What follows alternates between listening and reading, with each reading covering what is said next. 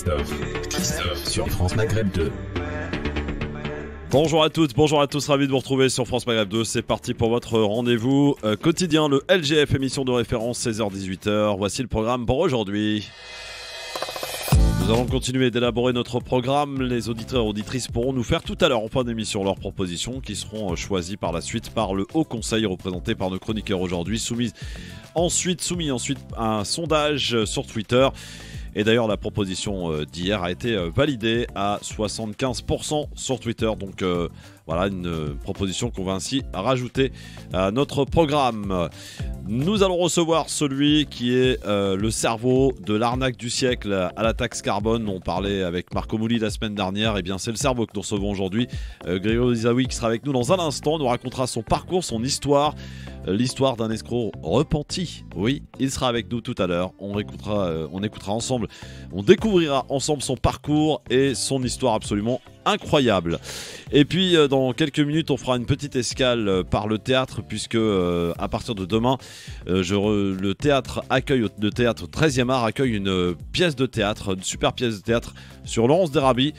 C'est mise en scène par Éric Bouvron qui sera avec nous dans un instant, qui n'est pas n'importe qui puisqu'il a obtenu quand même un Molière. Vous verrez donc son parcours aussi dans un instant. Donc au théâtre du 13e art à Paris, ça commence demain jusqu'à fin février. Voilà pour le programme de ce LGF en ce mercredi, veille de grève nationale dans les écoles, le jeudi noir dans les écoles. Oui, demain, tous les parents sont invités à garder leurs enfants, c'est jour de grève.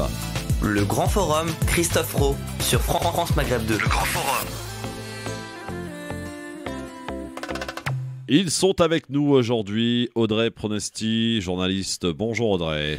Bonjour Christophe et bonjour à tous les auditeurs. Bon, aujourd'hui il fait pas super beau, mais comme d'habitude, je suis ravie. Tu veux dire il caille.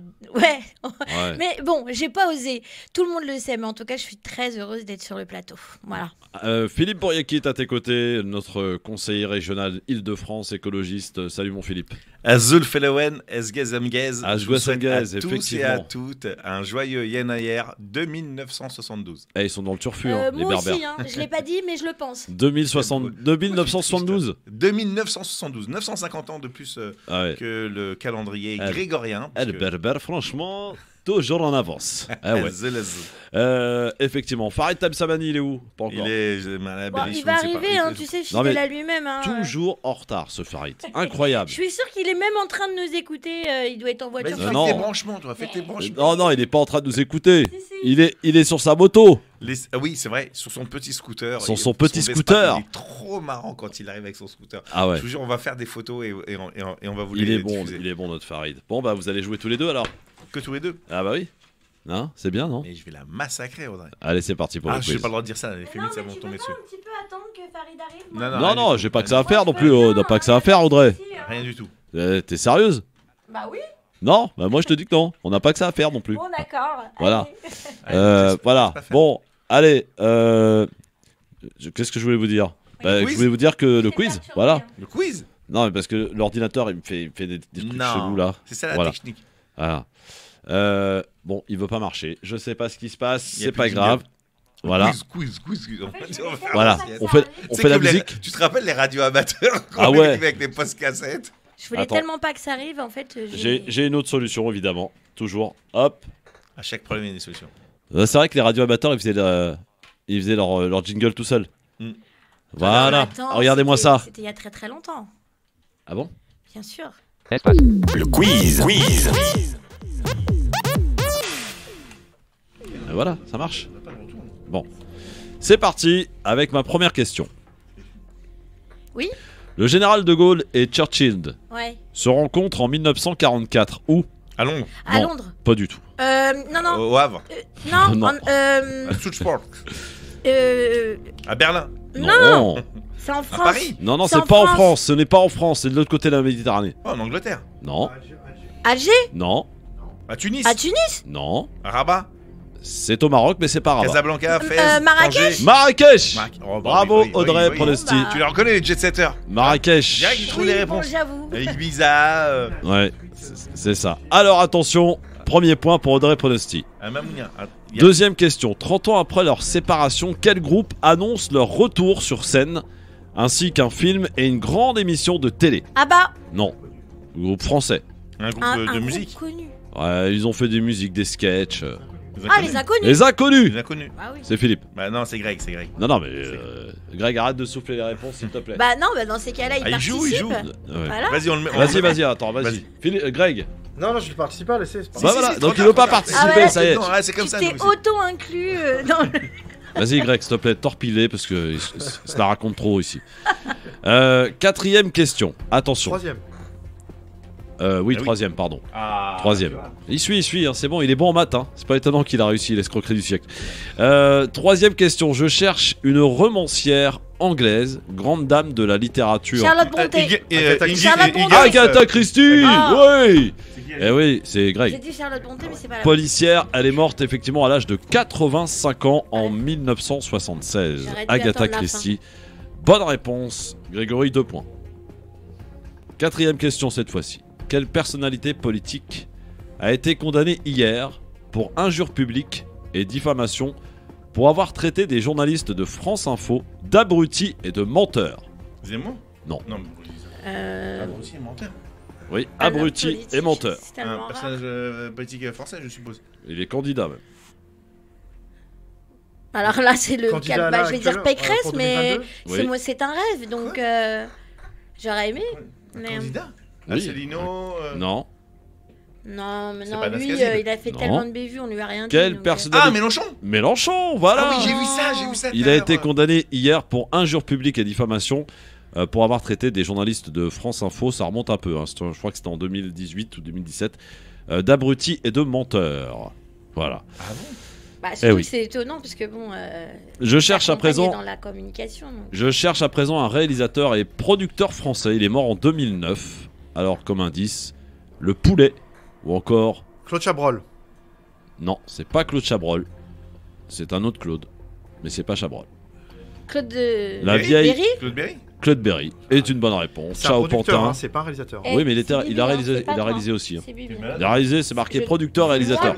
Ma parole, c'est moi qui. Ciao l'ai dit. Pantin ou encore le vieil homme et l'enfant.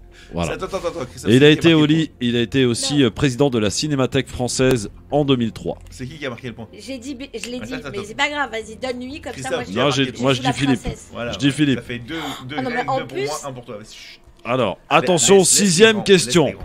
Sixième question. Salaud. Aux obsèques des frères Bogdanov, Ouais. qui a déclaré, sans masque d'ailleurs, le vaccin, c'est pas ça qui les a fait mourir. Il a rajouté, j'ai fait le même choix qu'eux. Ce vaccin, c'est une publicité mensongère. Billard? Ah, je Non. sais qui c'est, mais je me rappelle. Ah, le Francis Lalanne. Oui, Francis Bah, Lalanne, pas étonnant, bonne bien sûr. réponse. Bien sûr. Il avait oublié sa guitare, Ouais. heureusement pour eux. Il le dit en pleine église, enfin, voilà, du Lalanne quoi. Ah, mais Enfin, surtout, c'est depuis le début, lui. Hein. Il a je jamais cherche un humoriste et acteur français né à Nabeul, en Tunisie, en 1960. lâché. Ouais. Il est mort d'ailleurs le Non. 10 juin 1999. Boujna, non ah, Non, il est pas mort, il est pas pas mort, mort. Boujna. Ouais, non, d'accord, pardon. Ah, le pauvre, pardon. Il est pas mort. Un humoriste français. Oui, un humoriste très connu. Humoriste 1960. tunisien. Non, français, il est né à Nabeul. Et tu as dit. Bah, Nabeul, c'est Tunisie. Oui, mais il est français, il est né à Nabeul. D'accord. Et tu as dit qu'il est. On tu peut as dit- réfléchir, on peut essayer Pardon, de. il est décédé, tu as dit Oui, il est mort. Eli Sourcil Kakou. astral. Il est mort Mais Eli non. Kakou. Oui, Merci. Eli Kakou. Merci. Bonne réponse. Ah. Mais non, De il est pas mort Audrey là, Prost. Eli Kakou, il est mort il y a longtemps quand même, non? Mais j'ai dit en 99 si tu m'écoutais Ah, en un petit peu. 99. Incroyable ce 2009. type. Non, non, c'est de ma faute. Mais il est Voilà. pas mort, il était pas né en Algérie, lui, pas Non, il est Non. né à Non, Nabeul, non. en Tunisie, monsieur. Je Oui, suis oui. tunisien. Je suis sûr, Ouais, il ouais. mangeait du poisson avec le couscous, c'est un Tunisien. Bon, C'est- c'est c'est comme ça que parfait. je reconnais Donc les c'est Grégory qui a gagné. hein. Ouais. Ah oui, il Ouais, vous a vous- torpillé là. Vous êtes- Ouais. Comme ça de peu, c'est malade. Il sera avec nous, on va le retrouver dans un instant, Grégory Zaoui, donc sur France Maghreb 2. On m'a fait la remarque tout à l'heure sur Twitter. Tu veux inviter tous les escrocs de la Terre? Ouais, Oui, mais celui-là, c'est pas ouais, n'importe qui. Ouais, les escrocs. Ça, Mais voilà. alors, il faut inviter Guéant, il faut inviter Sarkozy. Il faut, Madoff. Hein? Madoff? Non, attends, Sarkozy, il a pas encore été condamné. Guéant, vous avez le droit. Il a pris, si, Guéant, il a pris un an. Non, il a Sarkozy. fait appel, il est encore. Ah oui, c'est en- vrai. Oui, oui, c'est il vrai. est encore présumé innocent. C'est vrai. Voilà. Eh oui, mais il a raison. De feu, il a été condamné aussi, non? Pas encore aussi, ils sont. Non, mais en tout On cas, rappelle. oui.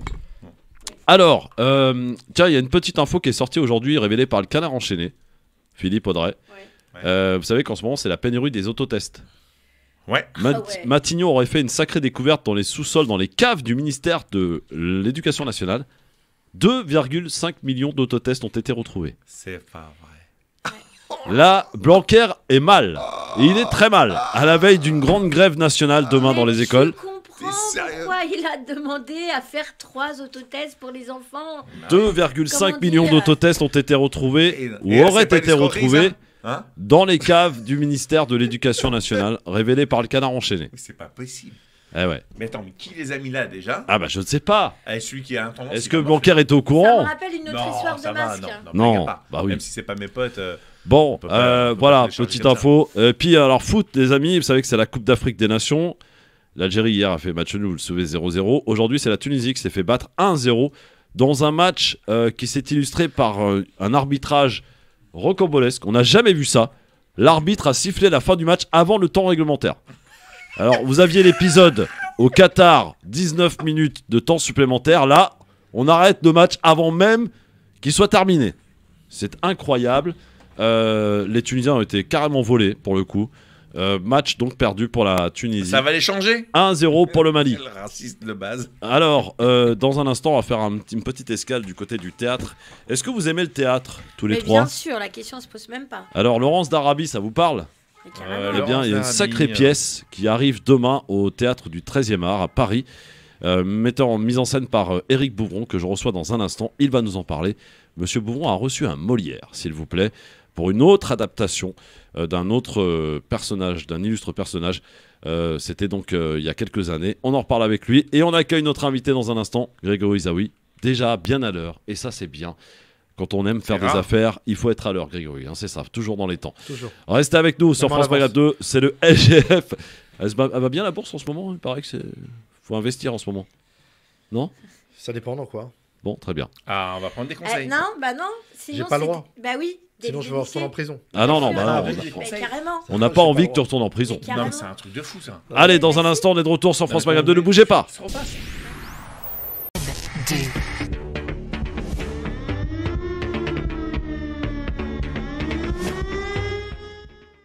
Petit aparté culture dans notre grand forum. Aujourd'hui, nous recevons le metteur en scène, monsieur Éric Bouvron. Bonjour. Bonjour. Bonjour et bienvenue sur France Maghreb 2. Je vous invite aujourd'hui pour nous parler de cette épopée qui s'installe dès demain. Une épopée magistrale qui s'installe pour la première fois à Paris au théâtre du 13e art. On va parler de Laurence d'Arabie et ça commence demain, monsieur Bouvron. Oui, yep, très bien. Vous êtes bien informé. Ah bon tout va bien alors.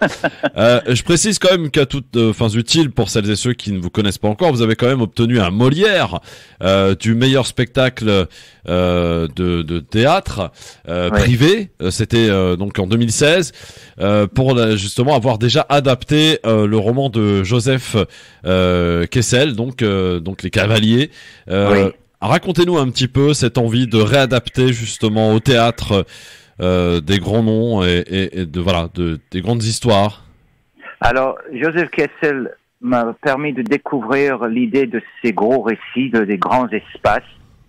Grâce à lui, dans une manière, en adaptant son œuvre, m'a donné cette confiance d'écrire mon propre histoire, qui est sur Laurence d'Arabie. Et je me suis renseigné un peu plus, je me suis allé sur place en Jordanie, avoir le point de vue du monde arabe sur Thomas Edward Lawrence, parce qu'on a toujours un point de vue romancier, par exemple, qui était fait avec le film. Et moi, j'ai dit, mais il y a peut-être autre chose qu'on ne connaît pas, et c'est comme ça que j'ai commencé la recherche. Donc, le besoin d'aller au voyage, le besoin de faire plus de recherche, le besoin d'avoir d'autres points de vue, d'autres angles, et finalement de laisser une histoire naître naturellement en moi-même. Alors vous avez fait ce pari d'adapter donc Laurence d'Arabie au théâtre, sur scène, un pari qu'on peut dire d'ailleurs réussi puisque vous avez fait sensation, ça a été la révélation Off d'Avignon. C'est gentil. Oui, c'était un grand risque parce qu'ils sont 11 en plateau et faire Avignon au festival où on prend beaucoup d'enjeux financiers, c'est soit ça passe ou ça casse. Et là, je pense qu'on a bien traversé le désert, on a vraiment attaqué Aqaba, comme on dit. Et on est sorti vaincu de ce voyage. Donc, quoi d'autre dire, c'est que c'était On espérait ça, mais on n'attendait pas qu'il y ait autant de succès. Donc maintenant, c'est Paris qui va être le défi et ça commence demain. Alors c'est pas un petit spectacle, hein, puisque c'est quand même pas moins de 80 personnes. 80 personnages. 80 personnes, c'est autre chose. Oui, 80 personnages, pardon. Avec 8 comédiens, 2 musiciens et une chanteuse. C'est ça, exact. Mais ils jouent plusieurs rôles, jusqu'à 80 rôles, le chameau inclus. Donc il y a le but, c'est de vraiment emmener le spectateur dans ce voyage, cette épopée, avec humour, avec du drame, avec l'action et avec surtout ce voyage. Ça démarre donc dès demain au théâtre du 13e art. Pour ce qui est des représentations, c'est quel jour et jusque quand? Jeudi, vendredi, samedi à 21h et le dimanche à 17h. D'accord. Et le spectacle se jouera jusqu'à quand à Paris? Normalement jusqu'à fin février et après ça s'annonce une reprise dans une autre salle à partir de mars. Est-ce qu'il a vocation, ce spectacle, à voyager un petit peu en France? Ouais, il y a déjà des demandes parce que la tournée s'annonce bien. Il va voyager également, même possiblement à l'étranger une fois que Covid le permet. Ouais. Donc il y a beaucoup d'intérêt pour les salles en France et au-delà. Donc c'est un bon signe parce qu'on amène une autre histoire sur Laurence que ceux qui connaissent pas découvrent. Bien sûr. On connaît pas l'histoire vraiment sur les accords franco-anglophones contre le monde arabe, les Picot Sykes. On connaît pas le traité de Versailles comme il était fait pour le peuple arabe. Et on connaît pas Thomas Edward Lawrence avec d'autres aspects dans son passé que j'aborde également dans l'histoire. Mm-hmm. Donc pour moi, c'était tout aussi une grande découverte. Et je pense pour le public, c'est également à ce moment. Une épopée magistrale à voir dès demain à Paris sur scène au théâtre du 13e art jusque fin février, tous les jeudis, vendredis, samedis à 21h et le dimanche également pour une représentation supplémentaire. Qu'est-ce qu'on peut vous souhaiter pour ce spectacle à Paris, Monsieur Bouvron? Bon voyage. Eh bien, bon voyage de la part de l'équipe du Grand Forum. Merci beaucoup, Monsieur Bouvron, et bon voyage avec ce spectacle Laurence d'Arabie au 13e art. Ça démarre demain. Merci beaucoup. Merci. Voilà pour notre petite épopée, petite escale théâtre. Voilà. Philippe Boyer qui est avec nous, Audrey Pronosti également, et notre ami Farid Tamsamani. Mon ami Farid, comment ça va? Écoute, ça va bien. Bah oui, qu'est-ce qu'il fait mon Farid? Il est venu, il est reparti, mais il va revenir. Tu vois, ça c'est vraiment le mec biglot total, tu vois. Mais non. C'est le truc qui arrive. Ah bah oui, c'est pour moi que je le prends. Non, tu parles pas comme ça de mon copain Christophe. Bon, bienvenue à vous les amis. Le LGF, vous savez c'est quelle proposition qui a été adoptée hier en sondage sur Twitter? Non, la vérité, j'ai pas suivi. Eh bien, on va demander la suppression de la taxe foncière concernant les résidences principales. Ah si, moi j'ai suivi. Ouais, mais non. J'ai rigolé parce que adopté. Non. Ça a été adopté à 75% sur Twitter. Oui, les auditeurs. Oui. Bah oui. Pourquoi ça, c'est un vœu pieux, ça. Voilà. Non, c'est pas possible. Enfin, je veux dire comment ça, c'est pas possible? Mais c'est un vœu pieux. Enfin, je veux dire, c'est pas possible. On supprime l'impôt foncier sur les résidences principales. D'accord. Sur les autres, on les paye. Si t'as une résidence secondaire, tu les payes. Mais pas sur les principales. Bah encore moins. Encore. Calmez-vous, d'accord? C'est le programme qui est choisi par le peuple, messieurs. Non, mais donc inclinez-vous un peu. Et puis le SMIC à 6 000 euros, non? Non. Alors, il y a une chose que tu as très bien dit, c'est que chaque jour, les auditeurs, lorsqu'ils font des propositions, ils s'adressent à des chroniqueurs qui ont des sensibilités différentes. Voilà. Différentes. Eh bien, il faut vous en prendre à Pierre-Henri et Tarek Sassi. On a tout à fait le droit de ne pas être en accord avec ça. Cette proposition a été validée par Pierre-Henri? Oui, par Pierre-Henri. Absolument. Alors là, je suis choquée. Ah ouais. Ah ouais? Pourquoi vous êtes choqué?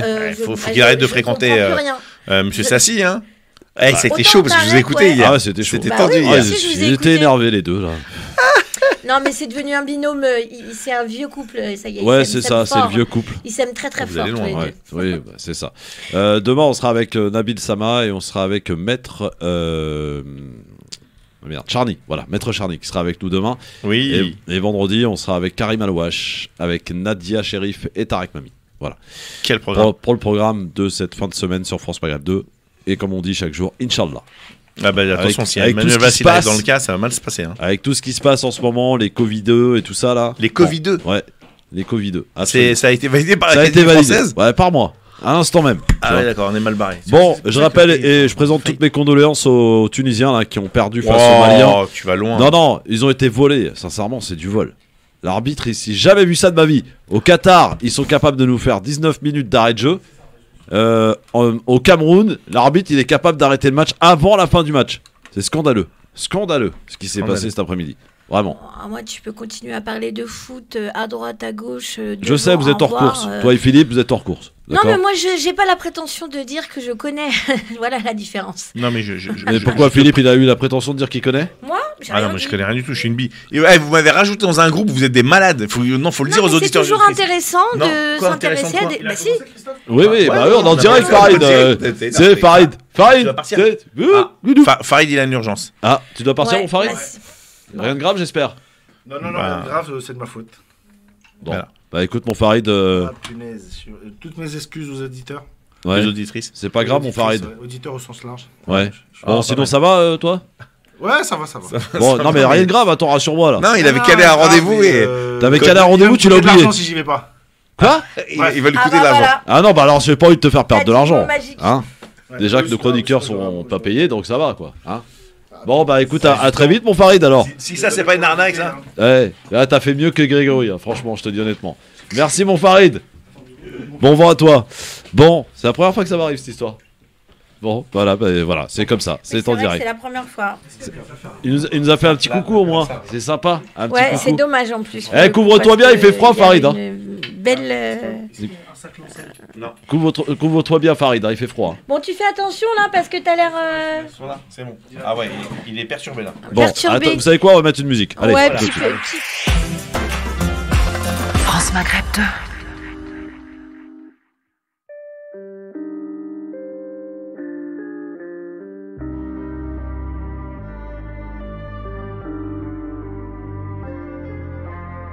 قسمي كبتا ما قتلوش يجي بيه وعدويا كي جاني بكري ما قتلوش يستنى شوية تولاو مغارف للخرام وشيدين يرمين فوق الكنابي هوني يحبوا زهومة تريا قاسية الحياة شارع في السيفي الصبة اللي اعطاني خيط مهري انا صنعت منه كبة مش معناها ما نجحناش كان ما طلعناش يطبة احنا نجحنا بلاش شهايد ما حكتش فينا تسبب ويا الرب حبوا يجيبوا علينا الماء جبنا عليهم ما وهواه مرضنا برينا بلاش دواء وجبنا الزبدة قتلي الفايدة في لهنا وانا اصلا مش لهنا حبي كان معايا هنا تنسيك الدنيا باللي رينا ما شفناش الوقت ذهب نشربها ما نترشفهاش عرقي دباب استاقى سباب ما توفاش وين البنا كانت عبنا ما فيهاش حلوة الدنيا باللي رينا ما شفناش الوقت ذهب نشربها ما نترشفهاش عرقي دباب استاقى سباب ما توفاش وين البنا كانت عبنا ما فيهاش. France Maghreb 2, franchement il se passe des choses extraordinaires en direct live. Voilà notre ami Farid qui nous a fait un petit coucou qui repart. Voilà. Bon, Philippe, Audrey, oui. On a quand même des invités, puis il y a des gens qui m'appellent en pleine émission, franchement c'est n'importe quoi. Allez hop, je raccroche le nez. Allez hop, parce que j'ai pas envie d'avoir une urgence moi aussi. Notre invité est ici. Voilà, pardon Grégory, hein, t'as vu, c'est les aléas du direct et ici, nous on fait pas semblant, voilà, c'est la vie, c'est comme ça. Grégory Zaoui est avec nous. Bonjour Grégory. Bonjour à tous. Bienvenue sur France Maghreb 2, ravi de te recevoir. On va parler un peu de ton parcours parce qu'il est un peu atypique ton parcours. Voilà, j'ai lu que déjà très jeune, t'aimais bien l'argent quoi. Tu roulais déjà en Ferrari à 19 ans. Oui, c'est ça, ouais. Ouais. Absolument. T'étais du côté de Pantin? J'ai grandi à Pantin. À Pantin, dans le 93. Absolument. Voilà.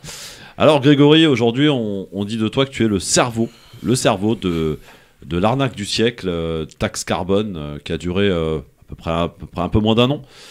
Et voilà, t'as fait mieux que Madoff, hein, pour le coup.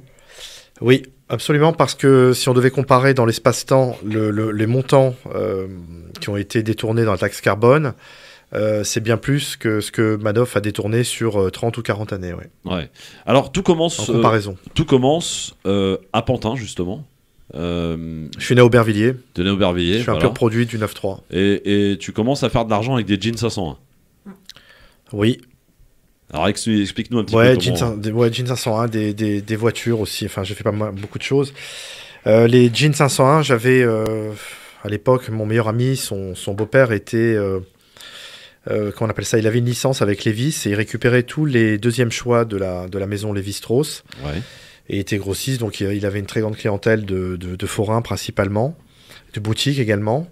Et comme j'étais très ami avec le fils de sa femme, c'est-à-dire le beau-père de mon ami, ça me facilitait les accès. Je pouvais acheter quelques pantalons, j'avais même du crédit, ce qui me permettait de les vendre à l'école. Oui. Ouais. Alors, ça te rapporte quand même pas mal, hein je gagne, je gagne très bien ma vie avec ça. Ouais. Et alors, tu roules en Ferrari à 19 ans, comment c'est possible ça? J'en vendais beaucoup des jeans. Oui, tout simplement. Surtout des 500. C'était des 500, oui. Ouais. Il y avait une demande qui était beaucoup plus importante que l'offre en elle-même. Mais attention, je tiens à préciser que la première Ferrari que j'ai eue, je n'avais pas, si vous voulez, les moyens de l'avoir et de rouler avec. Ouais. C'est-à-dire, je l'ai acheté, on l'a acheté à deux, avec mon ami, on était associés. On l'a acheté à crédit. La première partie, on l'a donnée en traite. Et on avait repris, je me rappelle, un crédit à l'époque de 250 000 francs qu'on devait payer, je crois, un remboursement de près de 10 000 francs mensuels. Donc, en fait, mathématiquement, on n'avait pas les moyens de rouler avec, mais on roulait quand même avec et on payait tant qu'on a pu. Et puis un jour, on ne pouvait plus payer, on nous l'a pris. Mais par contre, la sensation que j'ai eue pour cette première Ferrari, j'ai eu après, par la suite, des voitures beaucoup plus importantes. Où j'avais plus de problèmes financiers pour me les payer, mais j'ai jamais retrouvé la puissance de cette sensation que j'ai eue pour la première. Ouais. La première reste toujours marquante. C'était quel modèle? 348 TS. Ah ouais. Rouge cuir beige. Ah ouais. Moi j'en connais un, il en a acheté une, il l'a revendu 2 heures après parce que ça faisait trop de bruit. Ouais, Marco Mouli. Ouais. Il a dit j'ai perdu de l'argent sur ce coup-là. Non, mais par contre, au feu rouge. Moi, ce qui m'intrigue réellement, c'est que 19 ans, on n'est même pas encore un adulte. Votre parcours scolaire, il n'est pas forcément, en tout cas, adéquate par rapport à... Il arrête en 3e, c'est ça? Ouais, comme voilà. je dis plusieurs fois, j'ai bac -3, ouais. Donc, pour en tout cas, les jeunes qui n'ont pas été jusqu'au bout, ou qui ne vont pas jusqu'au bac, en tout cas, je dis le bac parce que c'est un symbole, mais en fin de compte, il y a pas de règles dans la vie. Là, vous êtes vraiment le symbole du fait qu'on peut réussir. Alors, évidemment, quand je dis réussir, je me reprends quand même parce qu'il y a beaucoup de jeunes qui vont pouvoir et qui vont se projeter et qui s'identifier à travers ce que vous avez fait. Et j'imagine que vous, à votre âge, maintenant, en tant qu'adulte, puisque vous le dites vous-même, vous ne le referiez pas, mais ça, on en reparlera plus tard, c'est pas quelque chose à faire. Mais moi, la question que je voudrais me poser, c'est comment, à 19 ans, l'âge où on a envie de sortir, de rencontrer des filles, enfin bref, vous m'avez compris. Non, mais ou des garçons, mais je veux dire, vous m'avez comprise. Comment, à 19 ans, vous avez déjà ce sens surdéveloppé du commerce? C'est quoi la question? C'est ça ma question. Enfin, je veux dire, mis à part le fait que vous avez des opportunités, qu'est-ce qui fait... Parce qu'il faut forcément avoir un truc en plus. On a beau me dire ce qu'on veut, il y a forcément un truc en plus.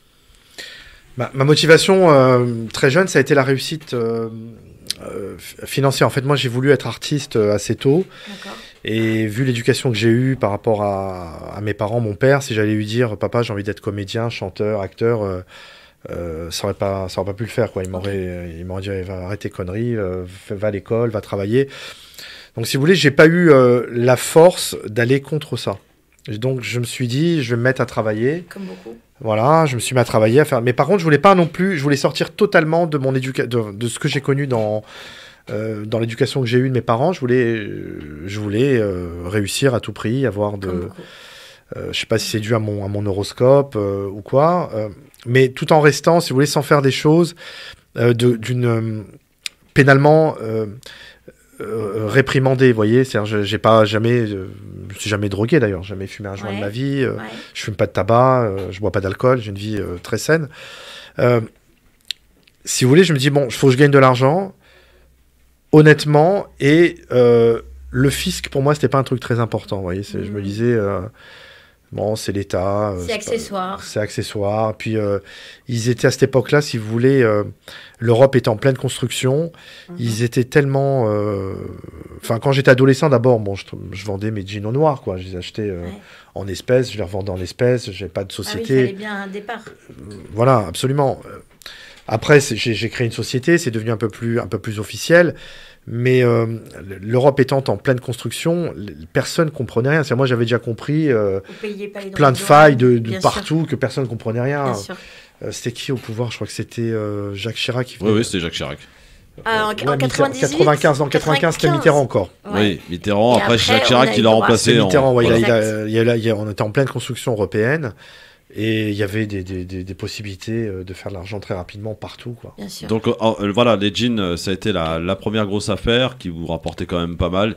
Et ensuite, dans un instant, on va parler de ce restaurant que vous avez acheté, qui vous rapportait au départ, mais qui ensuite est devenu... d'ailleurs, l'objet de la rencontre avec Marco Mouli. On va le découvrir dans un instant.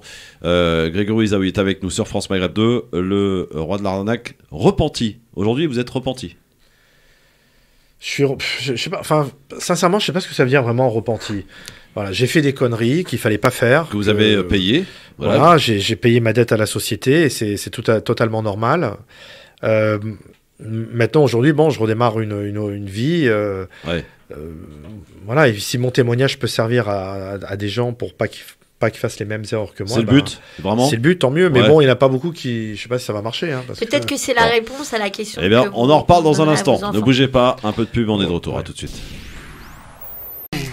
Alors, pendant qu'on est en train de faire l'émission, il se passe des choses absolument hallucinantes au Cameroun à la suite du match Tunisie-Mali.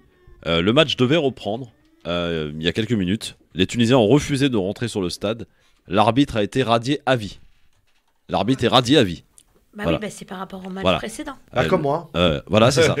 C'est ça. Le mec a été radié à vie. Voilà, ce sont les informations que voilà, nos confrères nous rapportent là à l'instant même.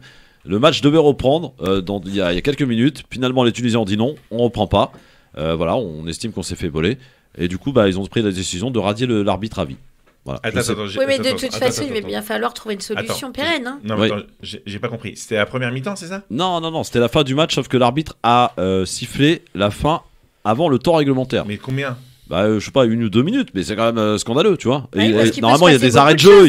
Par exemple, les Tunisiens ont fait 4 changements, donc tu as des arrêts de jeu, tu as 3-4 minutes en plus, tu vois. Donc là, c'est une histoire de 6-7 minutes, voire 8 minutes. Mais attends, 2 secondes. Christophe, ce que je veux dire par là, j'y connais pas grand-chose en foot. Oui, mais je vois ça. Mais justement, donc je vais poser des questions de néophyte et merci de votre indulgence. Je vous en prie, cher. Grand amateur de football. Tu vois, ça arrive dans le foot, ce mépris de classe. Allez. Attends, 2 secondes, laisse-moi finir ma petite Audrey, parce que ma question a son importance. L'arbitre, il est pas tout seul sur le terrain. Il y a d'autres arbitres. Et puis, il y a une délégation. Oui, mais c'est lui qui prend la décision finale. Tu vois, c'est un peu comme moi. Si je décide de te couper le micro, c'est moi qui prends la décision. Ah, mais voilà. Le micro dans la tête, voilà, mais c'est comme ça. Voilà. Alors là, je comprends tout à fait qu'il soit radié, c'est logique. Non, mais décision absolument extraordinaire. Bon, refermons cette parenthèse. Donc, on va peut-être avoir des infos plus tard dans l'après-midi de savoir qu'est-ce qui va se passer, parce que donc l'arbitre radié, les Tunisiens contestent. Comment ça va se passer, je ne sais pas. Voilà. Alors, Grégory Izaoui est avec nous sur France Maghreb 2. On parlait un petit peu de tes premières apparitions dans les affaires avec le Jean 501. Et tu as eu d'ailleurs assez vite des ennuis avec la justice, Grégory. J'ai eu Non, pas assez vite, ça a commencé à l'âge de 24-25 ans. Ouais, parce que comme j'importais, bien évidemment, mon business était je prospérais. Je vendais de plus en plus de quantités importantes. Et je me suis attaqué à la grande surface. Je me suis mis à vendre par conteneur des jeans importés des États-Unis à Carrefour, Auchan, Cora, toutes ces grandes enseignes. Par contre, eux, ils m'imposaient un prix.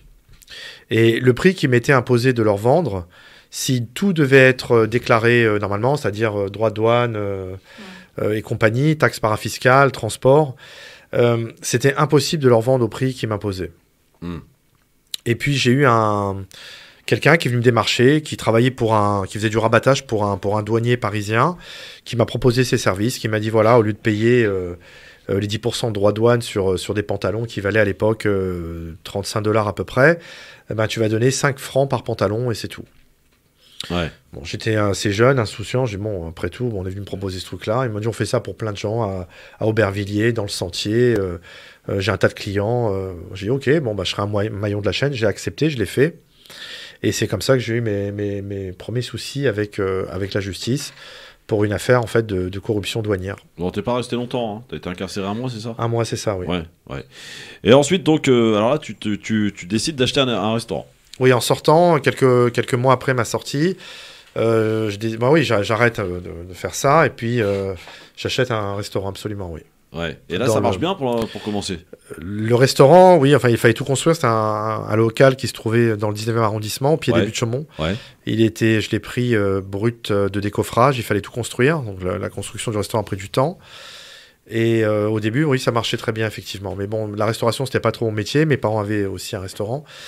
Et puis, ça commençait à battre de l'aile. Et j'ai dû reprendre mon activité dans la téléphonie mobile, et j'ai démarré une nouvelle activité dans la téléphonie mobile, notamment en parallèle, où je vendais effectivement des téléphones mobiles à l'époque, des Nokia, des Ericsson, des Motorola que j'achetais en Grande-Bretagne. Là, c'est vieux. Les frigos. Bah oui, Apple n'existait pas. Avec l'antenne, c'est l'antenne qui dépassait à l'époque. Ouais, les StarTAC, les... Ouais, le premier que j'ai vendu, c'était les Ericsson, les GH 197, qui sont passés après aux GH 198. Les petites couleurs là. Non, ils avaient une antenne rotative sur le côté qui tournait là comme ça. C'était un frigo le truc. Après, il y a eu ça, c'était un vrai tube, l'Ericsson, le GH 337 avec la toute petite antenne. Oui, exact. Alors ça a été une révolution. Ouais. Il y a eu les Nokia 2110 aussi, 3110.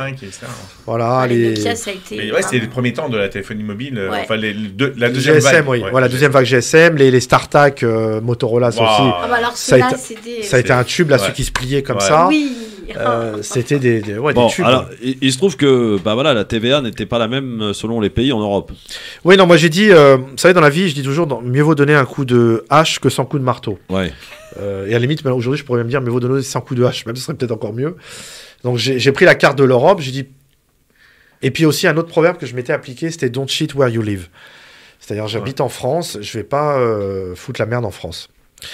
Donc j'ai acheté, mes fournisseurs étaient en Grande-Bretagne, et j'ai repris la carte de l'Europe, et puis j'ai vu qu'au Danemark, c'était là où la TVA était la plus élevée, et je me suis intéressé à ce pays. Du coup, vous avez installé une équipe là-bas ? Absolument. Ouais. Absolument. Une équipe là-bas avec Marco à l'époque. Hein. J'ai envoyé les Tunisiens à Copenhague, pour tout vous dire. Ouais. Oh là là. C'est l'équipe des Tunisiens, ouais. Ils sont rentrés sur le terrain, du coup. Et donc là, évidemment, ça a été une grosse affaire, les téléphones mobiles. Et justement, dans un instant, tu vas nous expliquer comment tu as rencontré Marco Moli, parce que ça démarre de là, finalement. Et voilà, c'est une grande histoire ensuite qui va se poursuivre avec un personnage que l'on a découvert la semaine dernière ici sur France Maghreb 2, qui est un peu brut de décoffrage, ou en couleur, très simple. En fait, Marco, il est monté dans mon train. Hein. Ouais. Oui, c'est ça qui s'est passé. Moi, mon train était en marche. Marco était en marche. Voilà. Il a voulu le prendre en marche. Ouais. C'est ça. Et on racontera d'ailleurs l'histoire de son frère, Johnny, qui est venu te rencontrer au restaurant. Et il faut que tu nous racontes lorsqu'il arrive dans ton bureau et qu'il entend parler justement d'un transfert énorme. Et là, voilà, c'est plus poser la question pour lui. Et ça y est, il faut qu'on travaille avec toi. Il n'y a pas moyen. Bon. C'est après ce transfert qu'il a alerté Marco. Et on en reparle dans un instant. Tu nous expliques tout dans un instant. On se débarrasse de ça et on est de retour avec Grégory Zawi sur France Maghreb 2 dans le grand forum. Il est notre invité aujourd'hui. Le LGF sur France Maghreb 2. Merci d'être avec nous avec Audrey Pronesti, qui est très bavarde aujourd'hui. Hein. T'arrêtes pas de parler. Hein. Moi, je sais pas si Greg est marié, mais. Grégory Zawi est avec nous. On peut faire un halal tout de suite. J'étais aussi bavarde avec Marco la semaine dernière. Mais t'étais moins sous le charme parce qu'il ressemble plus à Georges Clooney quand même. Mais non, mais pas mal, sérieusement. C'est le Ocean Eleven français. Commencez pas. Alors, tous les deux. Quel beau compliment. Bah oui, Grégory Zawi est avec nous. C'est le cerveau. Pourquoi il est où là ? Vous croyez que c'est chez Hanouna ou quoi là ? Mais c'est lui. D'ailleurs, j'ai une anecdote sur Georges Clooney. Qu'est-ce qu'il y a ? Vas-y, raconte une anecdote. Grégory Zawi. En 2014, c'était en 2014. Ouais, j'habitais à Los Angeles. Ouais. J'habitais West Hollywood. Le matin, j'allais prendre mon café au Nespresso Café qui se trouvait à Beverly Hills. Ouais. Et je garais ma voiture et puis. Quelle voiture ?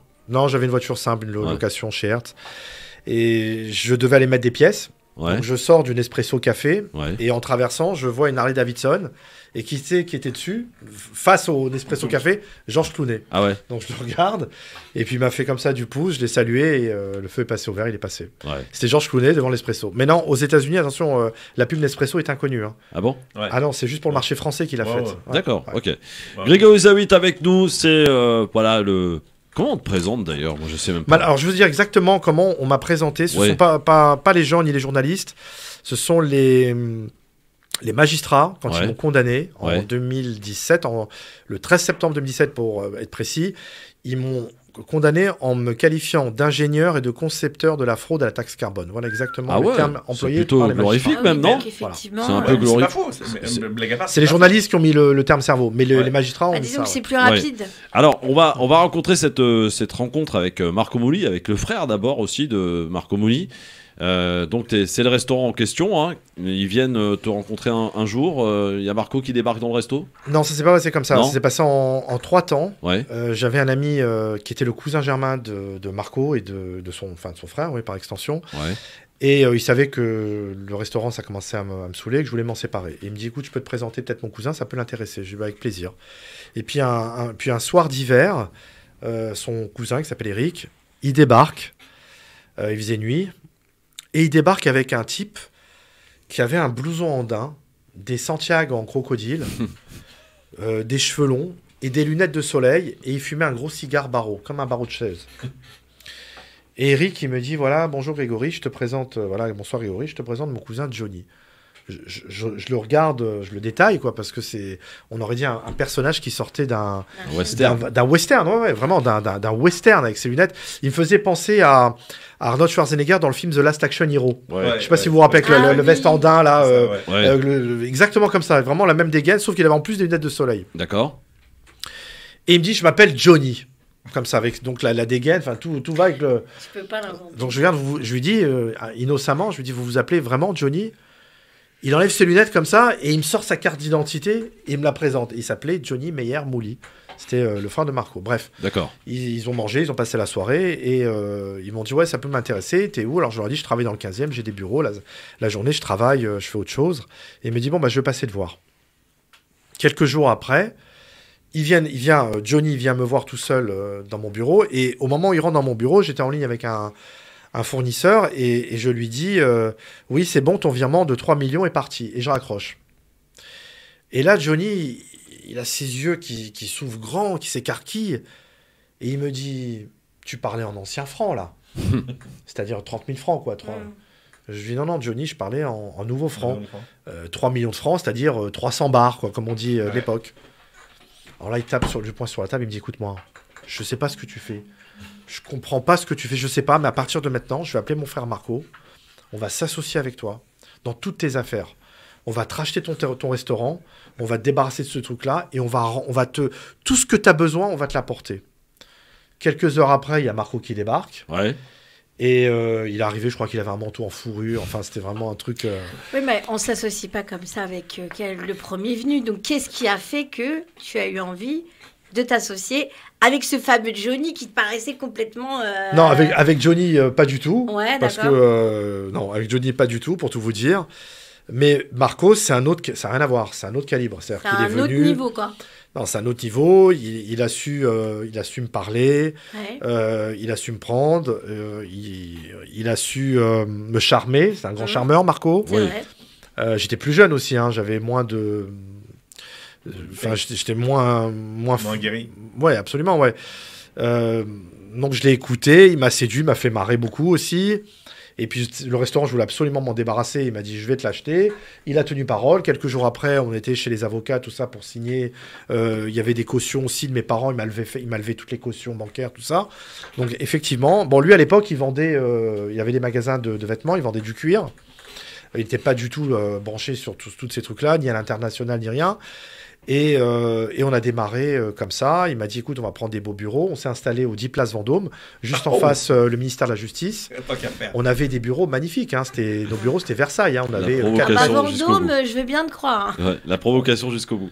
Non, mais à l'époque, c'était pas fait exprès. Non, bien sûr. Oui. C'était pas parce qu'il y avait le ministère de la Justice du tout. C'est parce que la Place Vendôme, c'était prestigieux. Oui. Ah non, mais moi, la provoque, ça se met juste en face de Bercy. Oui, c'est vrai. De la Place Vendôme. D'ailleurs, notre société s'appelait Vendôme Trading. On était au 10 Place Vendôme. C'était une SA, j'étais PDG. Marco en était le DG. On avait à l'époque 2 millions de francs de capital. Et on a commencé à faire beaucoup de bruit. Enfin, pas du bruit, on était discret, mais à faire beaucoup faire du chiffre. À faire du chiffre, oui. Du chiffre, ouais. Et cette société a duré quand même pas mal de temps. Elle a duré quelques mois. Et Marco, c'est là où il a commencé véritablement à gagner beaucoup d'argent. Je me rappelle qu'un jour... on avait gagné en une journée de travail, on avait gagné 500 000 francs chacun de l'époque, 50 bars comme on disait, assez vulgairement, ce qui représente 75 000 euros d'aujourd'hui, ce qui est déjà énorme encore aujourd'hui. Bien sûr. Bah oui. Chacun, hein, je ne sais pas si vous imaginez. Hein, et je me rappelle, il s'était allongé comme ça, les bras en croix, il remerciait le bon Dieu, il a dit « J'ai jamais gagné autant d'argent de ma vie en si peu de temps, c'est incroyable ce truc. » Faut rappeler que quand même le business de la téléphonie, c'était un business quand même assez casse-gueule parce qu'il fallait que tu payes ton fournisseur cash, ça avant de recevoir la cam. Vous pouviez vous faire arracher la cam. C'est-à-dire que même s'il y avait de la fraude fiscale, c'était quand même un travail. C'était un travail qui demandait beaucoup de temps et beaucoup de précision et de minutie, quoi. C'est-à-dire qu'il fallait être très cartésien. Il fallait choisir les bons fournisseurs. Il fallait choisir la bonne banque qui faisait les virements assez rapidement. Il fallait trouver les bons clients qui allaient nous payer la marchandise, le bon transporteur qui allait pas nous voler des téléphones, parce que chaque téléphone, il valait à l'époque à peu près 2000 francs pièce. Donc c'était énorme. Donc il fallait gérer tous ces paramètres-là. Il fallait être rapide et c'était énormément de travail, même si c'était basé sur quelque chose d'illicite. Mais ça demandait quand même, ça nécessitait beaucoup de travail. Ouais. Alors entre la société de téléphonie mobile, pardon, et la taxe carbone, il y a eu quand même quelques années qui se sont écoulées. Qu'est-ce que vous avez fait ? Après, Marco et moi, on s'est séparés. Lui, il a continué de son côté et moi du mien. Ouais. Moi, je n'ai fait que prospérer. J'avais des sociétés un peu partout. J'ai fait de l'immobilier. Enfin, j'ai fait un tas de trucs. J'investissais beaucoup d'argent. J'ai fait aussi de la télévision, enfin en tant que producteur. J'ai mis aussi des billes dans du cinéma, dans certains films. Non, enfin tout allait très bien. Bon, j'avais de temps en temps des petites secousses avec des contrôles fiscaux, des choses comme ça, mais jamais. Classique. Jamais rien de méchant, quoi. Incomparable avec ce qui s'est passé dans le carbone. Comment tu en es arrivé là, Grégory ? Qu'est-ce qui a fait que justement tu as découvert cette petite faille qui vous a rapporté énormément d'argent ? Alors, ce qui s'est passé, c'est que l'affaire de Vendôme Trading m'a rattrapé en 2004. Ouais. Et je me suis retrouvé en prison en octobre 2004. À la prison de Fleury-Mérogis.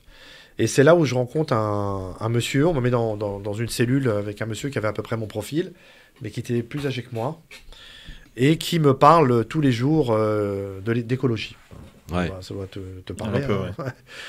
Et on est en 2004 seulement. On est en 2004, il me dit voilà, l'écologie, c'est l'avenir, c'est l'avenir. Bon, lui, il avait une société, il installait des panneaux solaires et des ballons d'eau chaude chauffés au solaire à Montpellier. Et puis il avait un contrôle fiscal, je sais pas quoi, qui avait mal tourné. Puis il avait décidé de foutre le feu dans sa boîte pour faire disparaître la comptabilité. C'est pour ça qu'il s'est retrouvé en prison. D'accord. Bon, rien de grave, rien de vraiment méchant. Et il me parle toute la journée, l'écologie, les pompes à chaleur, non, ça n'existait pas encore. Il me parle des panneaux solaires, de l'eau chaude chauffée au solaire dans le sud de la France, parce qu'il fallait quand même relativement beaucoup de soleil pour que ça puisse fonctionner assez correctement. Et puis il m'en parle un peu, je donne toujours cet exemple-là qui me fait rire. Ce monsieur-là était pour moi ce que Booba était pour Forrest Gump à la crevette. Ouais. Vous vous rappelez le Black là, dans Forrest Gump qui toute la journée il parle à Booba, il parle de la crevette, à toutes les recettes pendant des jours et des jours. Et puis le jour où il sort de l'armée, Forrest Gump, il se met à investir dans la crevette. C'est un peu ce que j'ai fait, quoi, vous voyez. Donc il me met sur ce chemin-là. Et puis quand je sors en décembre 2004, après un mois et demi de détention, je commence à m'intéresser à l'écologie. Je monte une première société pour aussi installer des panneaux solaires dans le sud de la France. Ouais. Je fais les salons et de salon en salon, j'apprends qu'il va y avoir un marché de quotas carbone en rapport avec les accords des protocoles de Kyoto. Et j'essaye de comprendre qu'est-ce que ça veut dire. C'est des millions de transactions qui vont avoir lieu sur des quotas carbone. Et puis un jour, je pose assez naïvement la question, en ayant compris comment ça allait fonctionner, la question fatale, est-ce qu'il y a de la TVA sur ces fameux quotas ? Et on me répond, bien sûr, monsieur Zawi. Et là, tu as tout de suite compris et tu as tout de suite saisi. Et là, dans ma tête, ça fait tilt. Il faut rappeler ce que c'est les protocoles de Kyoto. C'est qu'à un moment donné, les gens discutent entre eux, les grands chefs d'État, et disent faut arrêter de polluer. Ça, les gaz à effet de serre, on commence à en parler de plus en plus. L'écologie commence à rentrer, en tout cas, dans la conscience des gens. La fonte des glaciers. Et donc, il y a plein de scientifiques qui disent, si on continue comme ça, on va pas pouvoir s'en sortir. Si l'eau commence à monter, il va y avoir des inondations, machin, etc. Et des raz-de-marée, les capitales mondiales vont être complètement inondées parce qu'elles sont toutes construites à côté de cours d'eau, hein, on regarde bien. Et donc là, les chefs d'État commencent à flipper un petit peu. Ils se disent, bon, bah, pour réduire, parce que c'était vraiment l'écologie punitive, c'est-à-dire tu pollues, tu payes. Et donc, en gros, ils ont mis des quotas pour chaque pays. Chaque pays redistribue à chaque entreprise. Une parenthèse pour que vous compreniez à quelle vitesse ils avançaient. Les accords de Kyoto, c'est 1997. Oui. Et le marché des quotas carbone, il a commencé qu'en 2005. Il fallait du temps. Non, mais toujours, parce qu'il faut qu'ils se mettent tous d'accord, il faut qu'ils ratifient, il faut que les grands pays acceptent, les grands pollueurs. En gros, tant que les États-Unis, la Chine, la Russie mettent leur veto, rien n'avance. Et en fin de compte, à Kyoto, on définit un nombre de tonnes de CO2 par pays. Deuxième parenthèse, excusez-moi, la Chine non signataire du protocole de Kyoto, comme les États-Unis, dans mes dossiers carbone, dans le mien surtout, ils ont envoyé la Caisse des dépôts et consignations plusieurs milliards d'euros sur des comptes français, sur des comptes chinois d'entreprises françaises. Ils payaient des factures TTC en Chine, sur des comptes chinois, pays non signataires du protocole de Kyoto. Enfin, après, on en parlera. Mais... Et donc, en fin de compte, chaque entreprise s'est vue octroyer un nombre de tonnes de CO2 par an qu'elle avait le droit de polluer. Et si elle devait en avoir plus, il fallait qu'elle l'achète sur un marché qui était régulé par une société qui s'appelle Bluenex. Et c'est la Caisse des dépôts et des consignations, donc l'État... Qui gérait les registres espèces et de ces fameux quotas, absolument. Alors, ça. Grégory, tu saisis donc très vite l'opportunité de faire de l'argent. Beaucoup d'argent. Ben là, je comprends que... non, mais surtout, ce que je me dis, c'est que sur ce marché-là, je vais avoir tous les avantages sans les inconvénients, quoi. Ouais. C'est-à-dire, ça sera toujours pareil, une fraude fiscale. Et surtout, j'ai plus de problème de stockage. J'ai plus de problème de transport, j'ai plus de problème de risque financier, c'est-à-dire que quand je vais acheter des quotas sans TVA, mon argent elle va être à la caisse dépôt, ils vont pas m'arnaquer. Quand je vais les vendre à la caisse dépôt, c'est sûr qu'ils vont me payer, je vais pas être arnaqué. Et surtout, c'est instantané. Il y a une instantanéité qui n'existait pas dans la téléphonie mobile. Une opération qui me prenait 4 jours à faire dans la téléphonie mobile, elle me prenait que quelques minutes dans les quotas carbone. Ouais. Alors, ça n'a plus rien à voir. Il y a un moyen de le vérifier Ah mais j'étais en direct, moi j'étais un des premiers traders inscrits. Qu'est-ce qui fait que Marco Mouli revient vers toi? Non. Ou que vos chemins se... Non, Marco Mouli à ce moment-là, plus du tout. On se voit, on se croise dans des restaurants, dans des endroits, des soirées, tout ça, on se salue, mais on n'est pas du tout... moi je fais mon chemin tout seul. Marco, il arrive bien tard. C'est-à-dire, moi je commence mes premières opérations en 2006. D'accord. Vraiment pendant la période dite zéro, la période test. Ouais. Dite test. Marco, lui, il arrive en octobre 2008, ouais. Effectivement. Et quand un copain m'apprend que Marco vient de rentrer sur ce marché, là je leur dis, on n'a plus pour longtemps. Parce que Marco, comme je le dis souvent, Marco, quand il passe, l'herbe, elle repousse plus derrière. Il va aller très très vite. Et d'ailleurs, ça s'est arrêté en juin en France. Ouais, ça a été hyper vite. Mais ce qu'il faut dire, c'est que quand Greg monte sa société de trading, non, mais ça c'est extraordinaire. Parce que je crois que tu es la 19e ou 21e. Alors, moi, j'étais la 21e inscrite chez PowerNext, qui était l'ancêtre de BlueNext. Ouais. Parce qu'après, ils ont été vendus. Il y a eu une scission où le PowerNext, il a gardé le marché d'électricité et du gaz. Et BlueNext, la scission... 40% associés avec la Caisse des dépôts et 60% Nice Euronext. Eux, ils ont gardé uniquement le marché carbone. D'accord. Et donc, j'étais inscrit à PowerNext avant que BlueNext existe. Et j'étais le 21e trader. Et j'étais le premier trader inscrit. Et les 20 qui étaient devant moi, c'était des institutionnels, des banques. Voilà, et aussi des pollueurs, directement, genre Total, Énergie, des choses comme ça. Non, mais ce qui est surprenant, c'est que tu as pu créer ta société de trading comme ça? Oui, elle s'appelait Marceau Trade, 9 avenue Marceau. J'étais situé absolument dans le 16e arrondissement à Paris. Mais il n'y a aucun contrôle lorsqu'on crée une société de trading? Complètement, j'ai montré pas de blanc, j'ai rempli un dossier, j'ai montré que j'avais certaines compétences et connaissances de ce marché-là. J'ai passé une espèce de blind test, quoi, si vous voulez, en rapport avec ce marché, et je l'ai réussi haut la main. Mais parce que ce qui est fou... et c'est là où parce que moi j'ai eu une petite engueulade avec un copain où je lui dis j'avais beaucoup d'admiration pour toi. Il me dit ouais, comment tu peux admirer? Je lui dis ce que j'admire, c'est l'intelligence. On a tous les deux bac -3, mais tu as été précurseur sur ce truc-là. Parce que quand tu crées ta boîte, le marché, en vérité, il décolle que 2 ans après. Je le savais aussi, ça, qu'il allait décoller après. Je savais, je vous ai expliqué pourquoi. Première, les quotas carbone, ils ont une appellation qui s'appelle EUA. Et ils ont été distribués par période. La période 0, qu'on peut considérer la première période, 2005-2007. A duré cette période. C'est-à-dire que les quotas carbone qui étaient distribués aux pollueurs, il y avait à peu près 11 000 installations à travers l'Europe qui recevaient ces fameux quotas.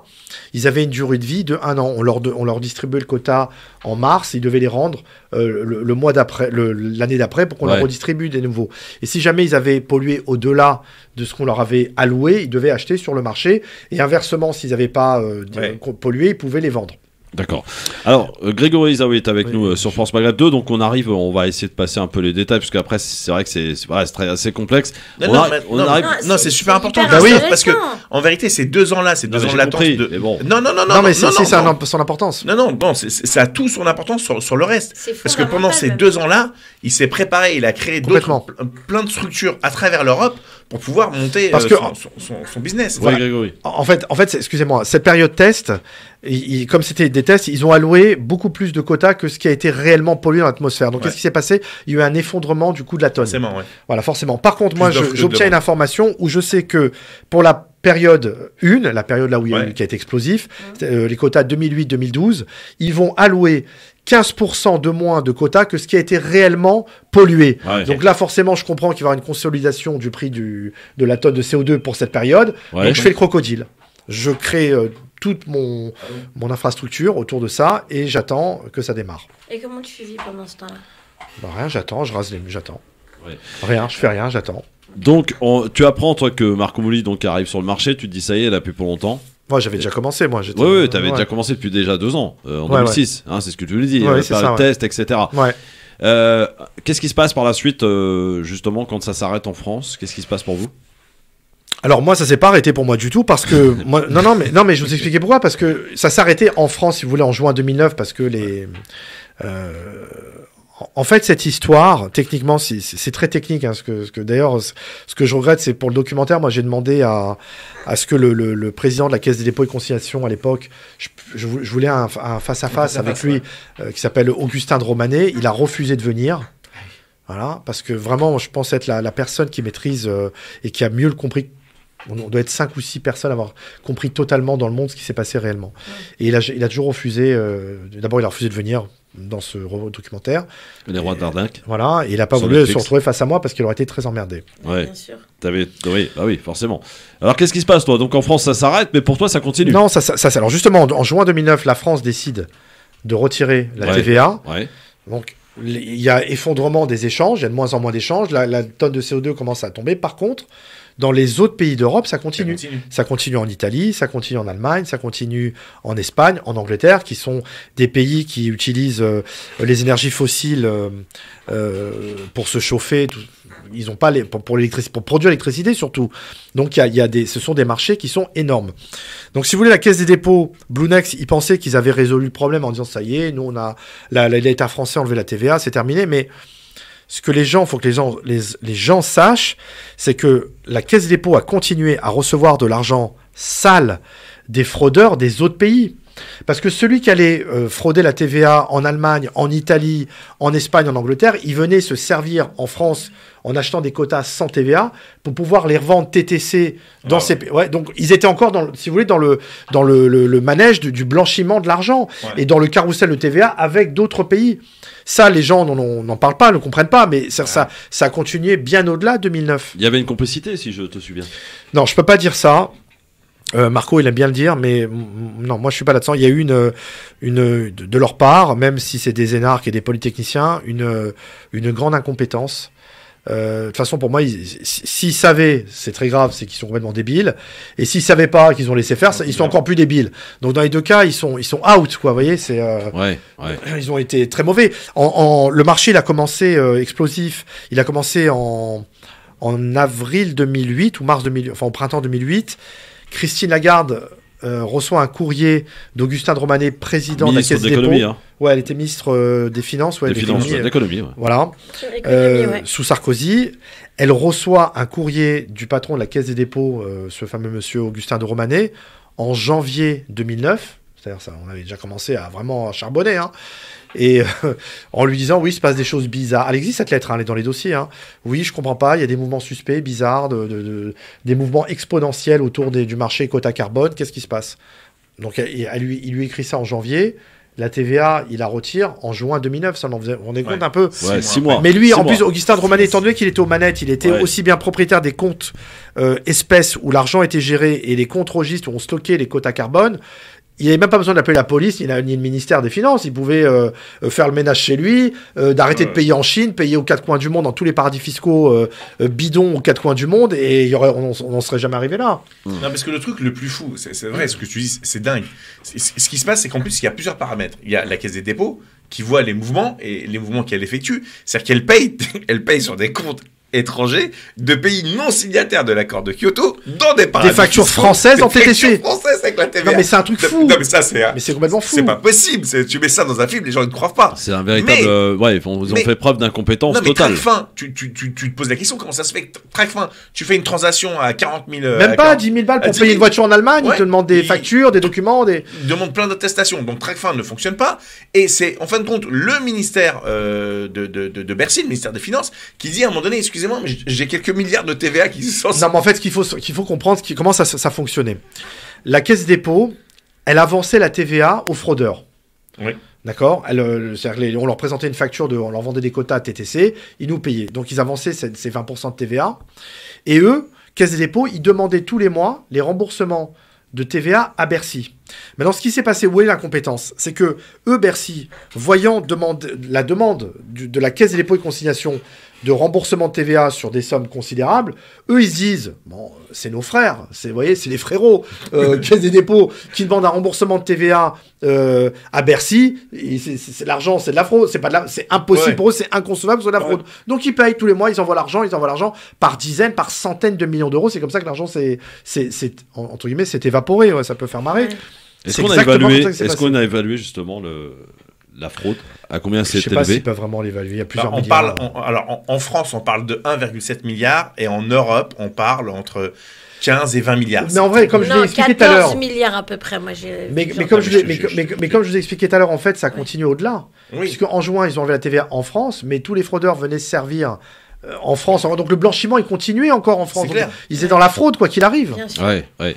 Alors, qu'est-ce qui fait ça marche très très bien pour toi, Grégory, les affaires, hein. Pour le coup, ça marche très très bien. Il fait 2 erreurs, Greg. Alors, quelles sont tes erreurs que tu as commises? Il y en a eu 2. Oui, alors les erreurs, c'est d'en avoir parlé à 2 personnes. Ah oui, non, je peux jamais parler d'affaires, Grégory. Jamais. Qui m'ont trahi. Ouais, non, mais c'était des gens qui m'ont... que j'affectionnais, des gens très proches qui m'ont fait... Tout le monde l'aurait fait, franchement. Voilà, non, c'est ça, ouais. C'est des gens qui m'ont fait beaucoup de bien, des moments un peu... Il y en a un des 2 d'ailleurs, c'est un peu... il m'avait fait penser à l'époque à la chanson de Georges Brassens, l'Auvergnat. Ouais. Il m'a aidé à un moment de ma vie où c'était très compliqué, donc je pouvais pas oublier, et j'ai voulu lui renvoyer l'ascenseur. Et puis quelqu'un d'autre, c'était un membre de ma famille que j'aimais beaucoup, et bon, voilà, quoi, ils n'ont pas été l'appât de l'argent, du gain, était une valeur beaucoup plus importante que les liens. Quand tout à l'heure, je parlais de l'intelligentsia. Ça, c'est la première erreur. De Grégory. C'est-à-dire que non simplement il calcule, il y a eu une sous-évaluation, mais tu nous en parleras, c'est celle du risque, et tu ne pensais pas que l'État allait réagir de cette manière, allait réagir de cette manière parce qu'elle est responsable, donc normalement elle devrait s'auto-juger. C'est pas à moi de le dire, voilà, exactement. En France, aux États-Unis, oui. Aux États-Unis, on peut attaquer l'État, la justice est vraiment indépendante. Oui, mais c'est pas du tout le même état d'esprit. Mais donc l'erreur qu'il fait, c'est l'affect. C'est-à-dire, Grégory, le premier qui fait rentrer avec lui, c'est quelqu'un qui t'a renvoyé l'ascenseur à un moment donné où c'était hyper compliqué. C'est moi qui lui ai renvoyé l'ascenseur. Celui m'a aidé, il m'a tendu la main. Il t'a tendu la main, tu as renvoyé l'ascenseur, ce qui était normal. Ouais. Et Grégory est assez prudent. C'est-à-dire que tout à l'heure, on a parlé, pendant 2 ans, il s'est préparé, mais comme un athlète de haut niveau. C'est-à-dire que pendant 2 ans, plein de sociétés étaient en sommeil. Et quand il a commencé, pam, ça partait dans tous les sens. Mais vraiment, il a une maîtrise totale de la situation. Et le problème, c'est quand tu fais rentrer des gens qui n'ont pas cette maîtrise, ils voient l'appât du gain et ils se disent mais putain, on va tout éclater, et ils ont fait un taf de ça. Mais alors justement, c'est ça, ça va peut-être vous surprendre, mais pour tout vous dire, moi j'ai été condamné pour des fraudes que je n'ai pas commises réellement. Si on m'a collé celles des gens qui m'ont trahi en fait, et celles que j'ai commises, on les a jamais trouvées. Ouais. Ça revient au même. J'aurais pris la même condamnation. Mais en gros, si vous voulez, je peux vous le dire, réellement, j'ai été condamné pour des fraudes qui n'étaient pas les miennes, et celles que j'ai fait, on les a jamais trouvées. Donc première erreur. Mais alors je suis pas du tout étonné. Première erreur, donc d'avoir l'affect. Oui. Et la deuxième. La deuxième erreur, c'est la sous-évaluation de la réaction de l'État. C'est que pour moi, c'était vous voyez, comme je dis, vous avez compris vous-même, la compétence du truc, c'est tellement gros que le jour où ça va exploser, ils vont essayer de mettre la poussière sur le tapis, ils vont étouffer l'affaire. La Caisse des dépôts, elle est tellement impliquée là-dedans, mais c'est l'État, enfin tout ce que vous voulez, c'est tellement gros que c'est pas possible de payer comme ça des milliards aux quatre coins du monde. Enfin, c'est dingue, c'est fou. Et là, en fait, ça s'est pas passé comme ça du tout. Les magistrats, les procureurs, ils ont mis l'accent, le paquet sur moi en disant voilà, c'est un super voyou, c'est un super escroc.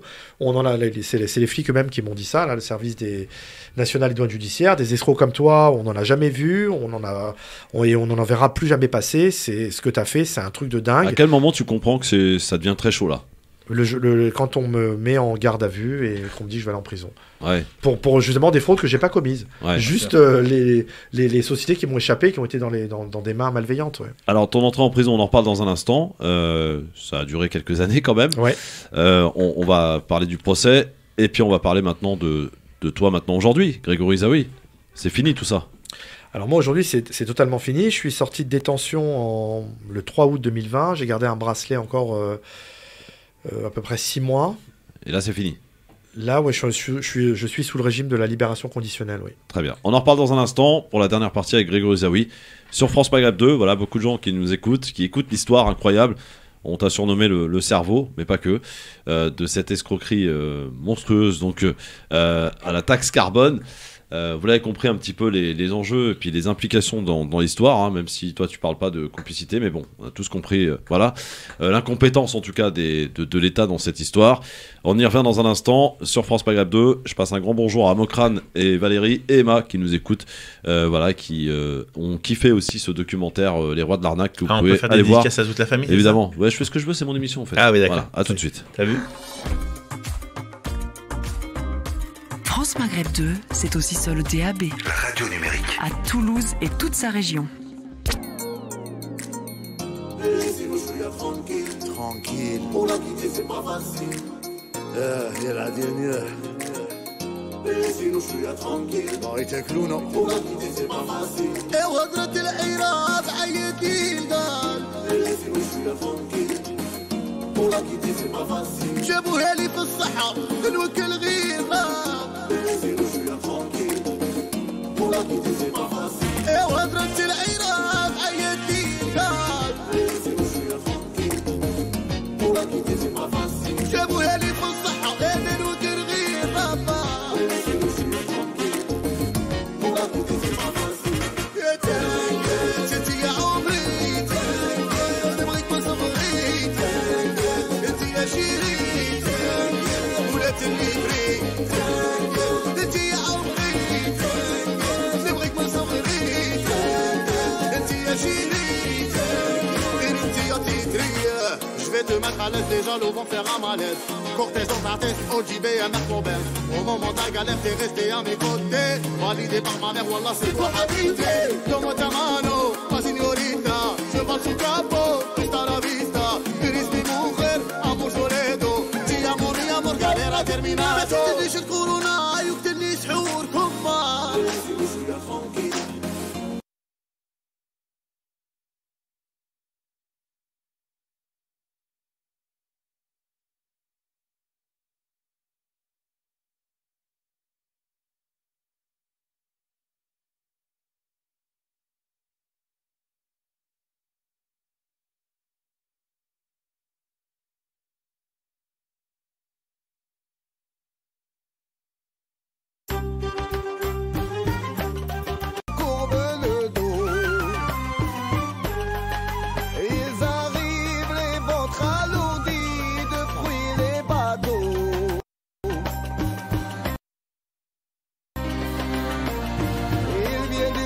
Important avec eux des idées vagabondes de reflets de ciel bleu, de mirages. Très loin, parfois pavrés de pays inconnus, d'éternels étés où l'on vit presque nu. Sur les plages, moi qui n'ai connu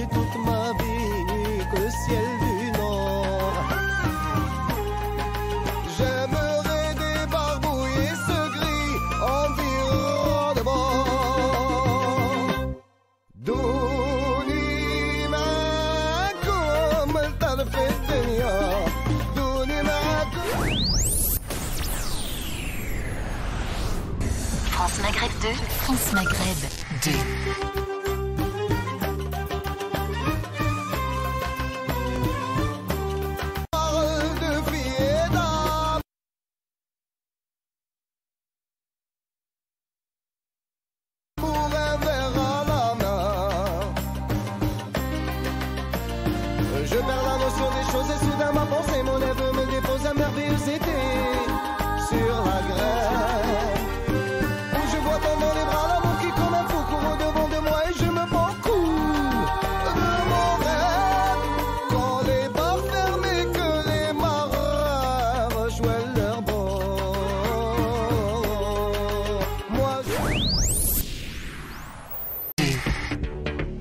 Le LGF sur France Maghreb 2 avec Audrey Pronesti, avec Philippe Bourriaki et notre invité Grégory Zaoui pour parler de cette affaire de la taxe carbone qui est bien illustrée d'ailleurs dans le documentaire Les Rois de l'Arnaque sur Netflix, qui cartonne d'ailleurs, le documentaire il cartonne. Vraiment, c'est un truc de Moi fou. je l'ai vu 7-8 fois. Ah oui. Ouais. Non mais blague à part. Non, mais tellement que c'est incroyable. Fois, ouais. Alors Grégory, on en est arrivé juste avant la pub pour que les gens comprennent un petit peu le processus et le déroulement de l'affaire. Donc voilà, les flics, la police remarque et te convoque en garde à vue. Ah Qu'est-ce non, qui ils se passe? pas, non, c'était pas une convocation, c'était une perquisition. Perquisition. Ah ouais, non, ils m'ont balayé. Ouais. Qu'est-ce qui se passe là? Tu comprends que ça devient chaud là? Ouais, mais je comprends, mais je comprends pas vraiment véritablement pourquoi. Parce que quand il m'énumère le nom des sociétés, ça correspond pas aux miennes, quoi. Ça correspond à des sociétés, effectivement, du monsieur en question, là, que j'avais évoqué tout à l'heure. Donc, pour moi, je pense que je vais faire une garde à vue, je vais leur expliquer que ça va bien se finir. Et comment ça se termine? Avec 20 mois de détention à la prison de la Santé. Ouais. 20 mois. 20 mois, plein. Ouais. Et ensuite? Ensuite, je sors et puis j'essaie de me reconstruire. J'ai un enfant qui est né entre-temps. Je redémarre une nouvelle vie et puis tout ce que j'essaie d'entreprendre, ça foire parce que je suis fatigué, parce que je suis déprimé, parce que je suis très marqué par la prison, parce que je comprends toujours pas pourquoi on m'a collé des affaires qui n'étaient pas les miennes, comme je vous l'ai dit tout à l'heure. Ouais. Donc j'ai beaucoup de mal à l'accepter et j'essaie de me reconstruire, tant bien que mal. Et j'ai beaucoup de mal, beaucoup de mal. Et en 2016, je retourne encore en détention parce que, c'est trop long à expliquer. En fait, pour tout vous dire, mon parcours, j'ai fait 3 périodes de détention.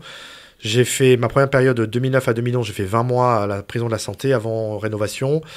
Ensuite, j'ai fait en 2016, j'ai fait 9 mois à Fresnes où là, c'était un enfer.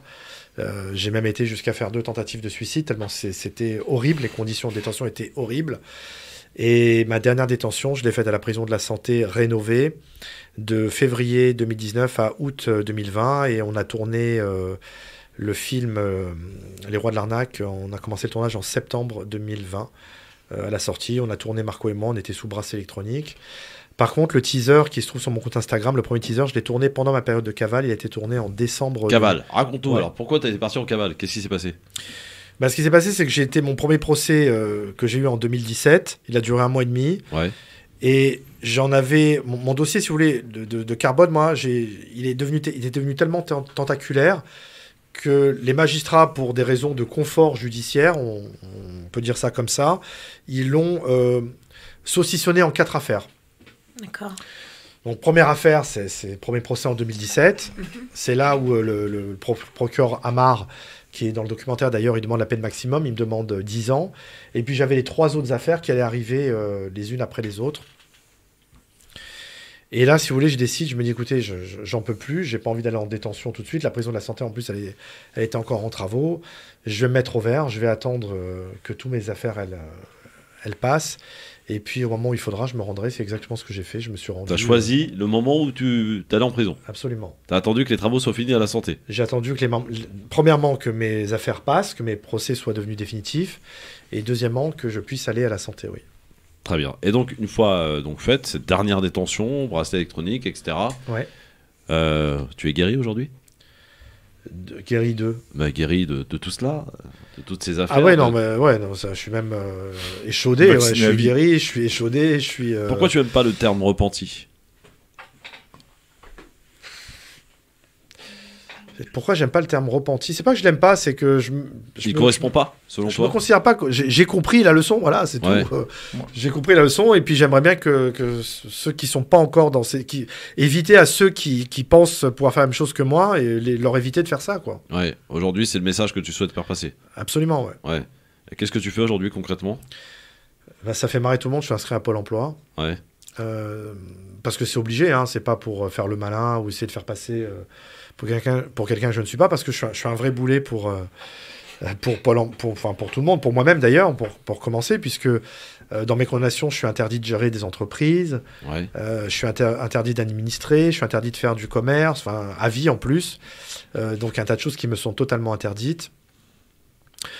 Artistiquement, je peux faire beaucoup de choses. D'ailleurs, dans le milieu artistique, mon histoire, elle plaît, elle fait marrer. Donc j'essaye de me reconstruire, de donner des conseils aux gens. Je vais essayer d'ailleurs de vendre mes conseils, là, c'est ce que je suis en train de faire, et de faire des conférences aussi qui vont m'être rémunérées.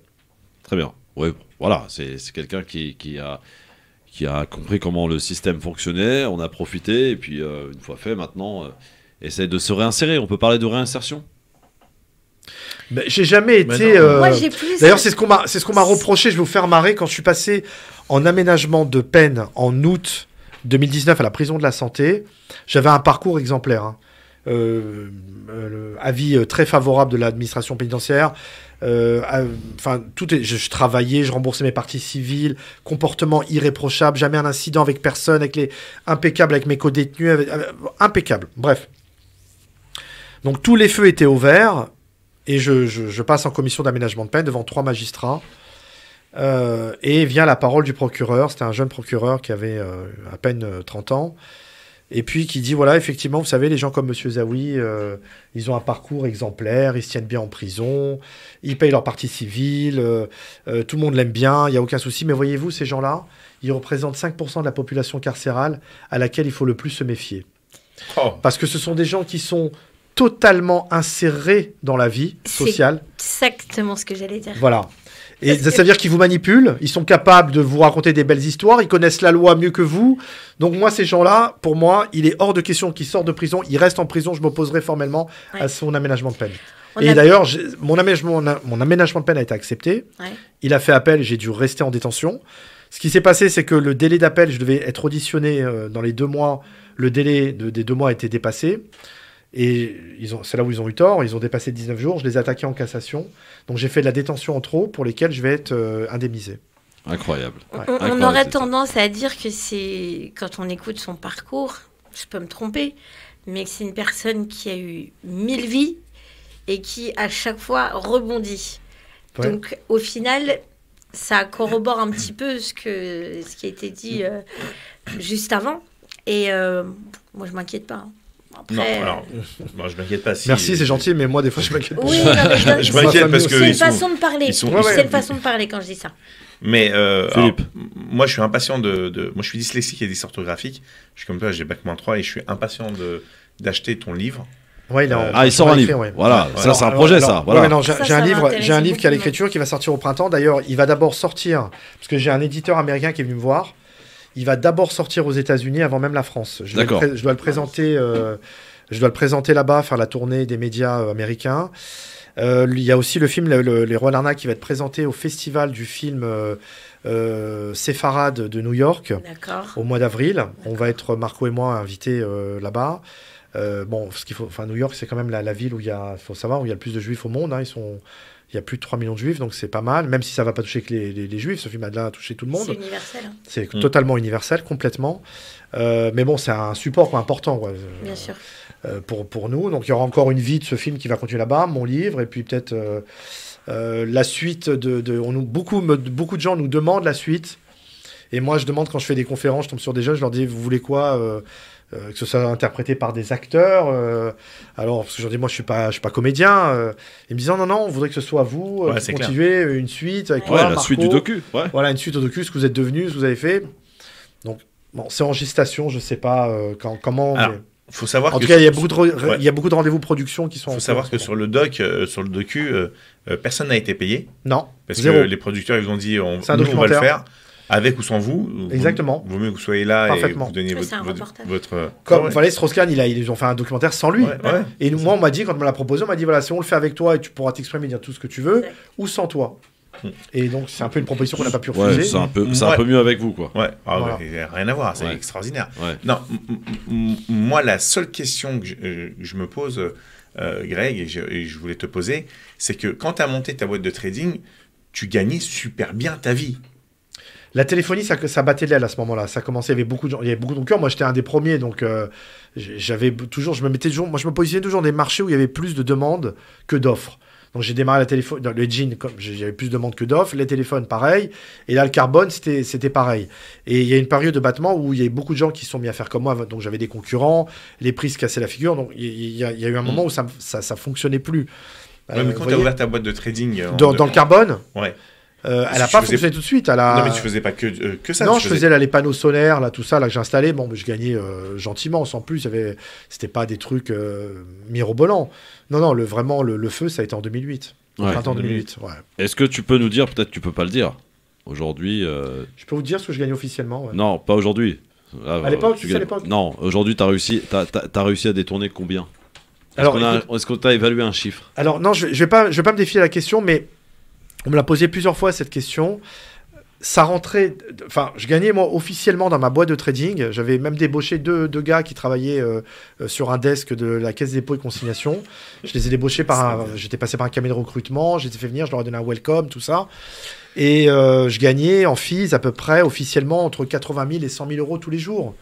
5 jours sur 7, vous voyez. Ça, c'est ce que je gagnais officiellement. Et si vous voulez, il y avait la partie aussi officieuse. Ça rentrait tellement, et je dépensais aussi, j'ai investi que j'ai jamais... En fait, je tenais pas une comptabilité de ça. Ouais. Vous voyez, c'est pour ça aujourd'hui, tu gagnes combien? Oh non, mais je peux pas... Enfin, Pôle emploi, il me donne, je crois, 1200 balles. Je dois rembourser 400 euros par mois. Et puis je fais du conseil pour des gens. Quels sont tes rapports avec Marco aujourd'hui? Mes rapports avec Marco, là on se voit un peu moins quand même depuis qu'il y a eu la folie du truc, parce que lui il fait son truc de son côté. Moi je suis pas dans le même registre que lui, hein. Je suis relativement... ce qu'il fait, moi je sais pas le faire. Hein. Vous voyez... Vous complétez un peu. Hein. Mais carrément. C'est ce qu'on nous dit quand on est passé sur TPMP. C'est Starsky Hutch. Il y a un truc qui m'a fait grave marrer. Quand je suis passé sur TPMP, il y a un auditeur qui a envoyé un message sur moi en disant vraiment c'est un des messages qui m'ont fait le plus rire. Il a dit putain, le mec en costard, il est en train de réaliser que le gars qu'il avait un sacré con dans son équipe en parlant de Marco. C'est pas gentil du tout pour Marco. Non, alors le livre, mais sur la spontanéité du truc, ça a été le livre il sort bientôt, donc approximativement cette année, l'année prochaine. Il sort au printemps 2022, ouais. D'accord, donc cette année, dans très peu de temps. Eh bien, en tout cas, merci beaucoup, Grégory Zawi, d'être venu. Merci de m'avoir reçu. Sur France Maghreb 2, nous expliquer un petit peu tout cela. Aujourd'hui, on faut conseiller aux gens de ne pas faire, évidemment. Ce qui est fou, tu vois, aux États-Unis, le gouvernement américain aurait embauché Greg pour l'aider à comprendre comment ça marche et mettre des systèmes de sécurité pour ne pas que ça se produise. Alors qu'en France, moi, c'est le seul moyen que je vais avoir de rembourser ma dette, de toutes les façons. C'est parce que moi, si on me laisse mettre en place quelques systèmes anti-fraude, massivement, en quelques mois, c'est quelques milliards d'euros que je vais faire économiser à l'État.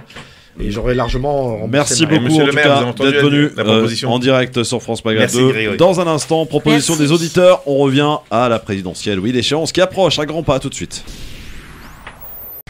Le LGF, le Grand Forum, merci d'être avec nous en direct sur votre radio France Maghreb 2 avec Philippe Bourrecki, avec Audrey Pronesti qui sont avec nous, journaliste pour Audrey, conseiller régional pour Philippe. Voilà. Journaliste aussi, un petit peu, il paraît. Ouais, un petit peu. J'ai reçu ma carte cette année. Voilà, c'est ça. Alors, on reprend les bonnes habitudes, puisque vous le savez, nous avons décidé depuis mi-décembre de ne plus rester spectateurs de cette échéance qui approche à grands pas, l'élection présidentielle. On est à J-94, 93.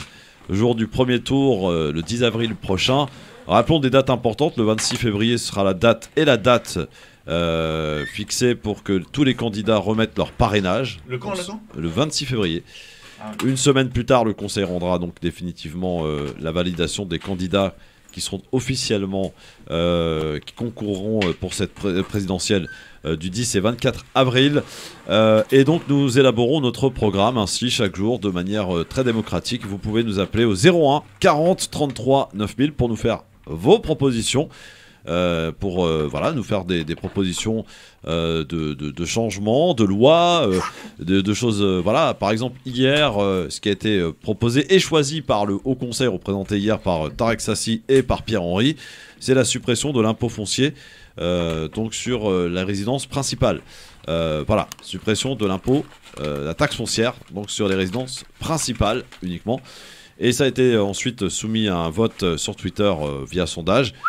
Et donc ça a été donc validé par nos auditeurs, par le peuple, donc, qui a validé cette proposition que l'on soumettra par la suite aux différents candidats qu'on aura l'occasion de rencontrer durant cette campagne. Voilà, j'espère avoir été clair. Donc c'est le moment où vous pouvez nous appeler, mesdames, messieurs, au 01 40 33 9000 si vous le souhaitez, pour faire toutes vos propositions. Dans tous les domaines. Ça peut être dans le domaine de la sécurité, hein, c'est un sujet qui fait beaucoup parler en ce moment.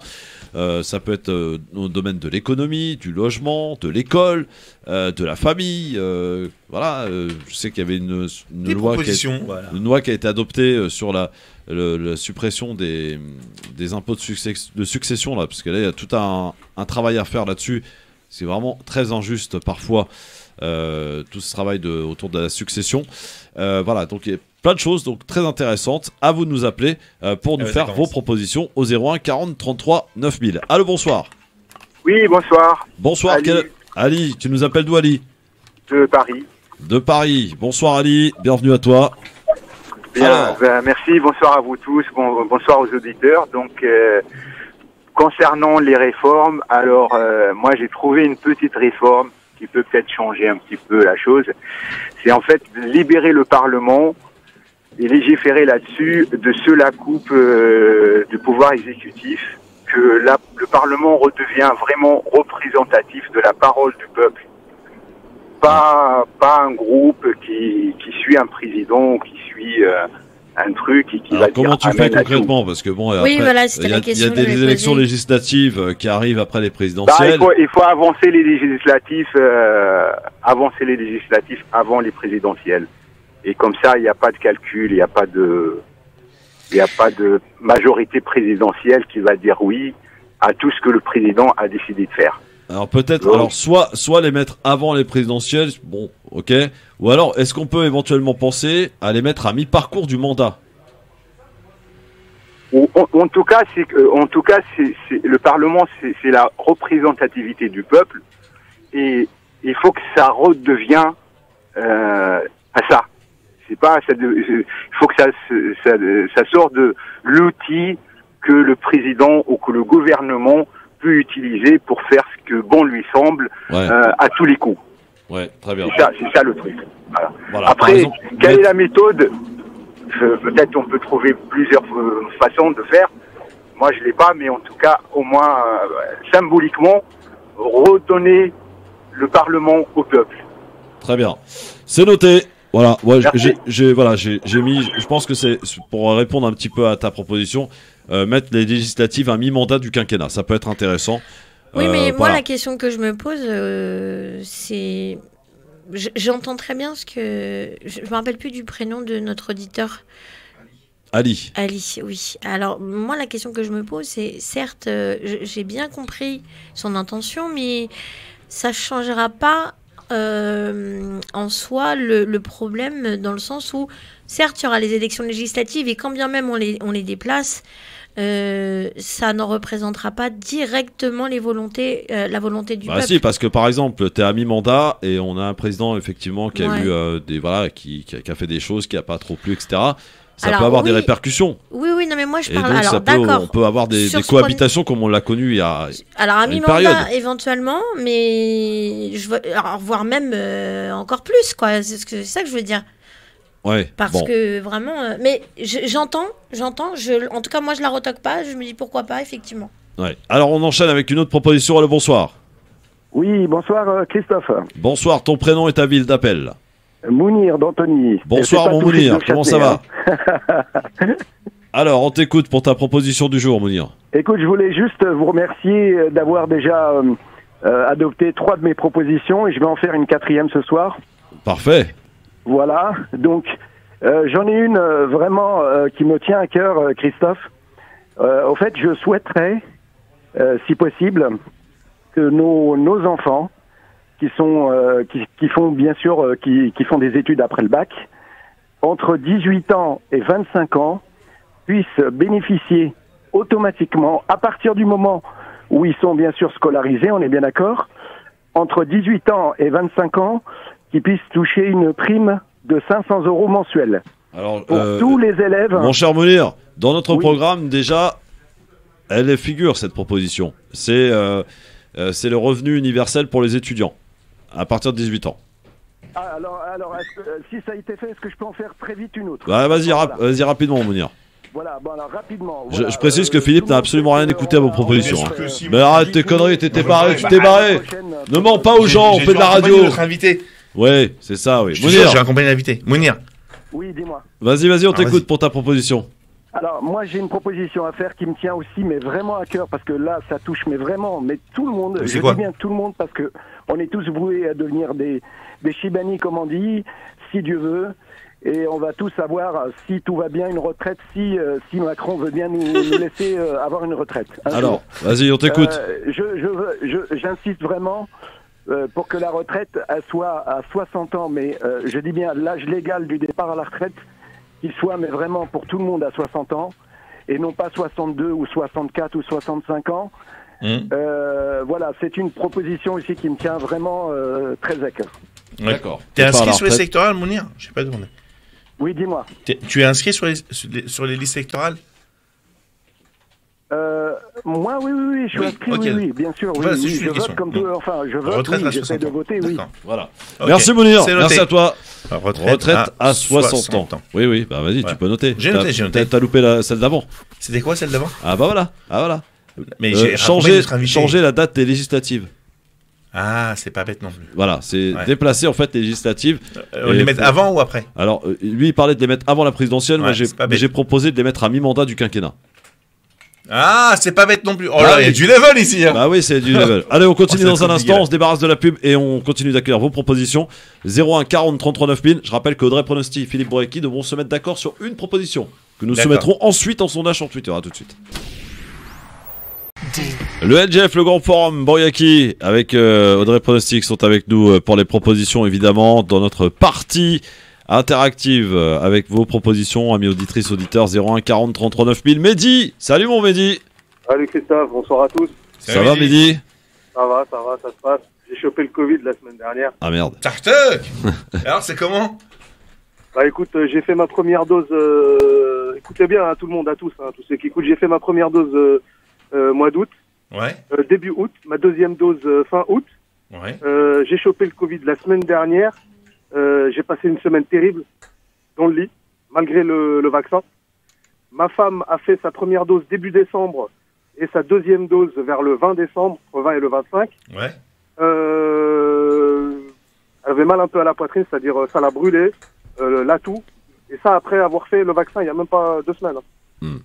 Bon. Ouais, donc voilà, donc pour les gens vraiment qui nous écoutent ce soir, le vaccin il fait pas de mal. Je pense que vu que il est renouvelable, je pense pas qu'il doit faire autant de mal à l'organisme. Enfin, je suis pas scientifique, mais bon, un peu de bon sens et on se dit bon voilà, comme on dit, il y a le bon Dieu, c'est lui qui décide hein, pour qui doit partir à quelle heure.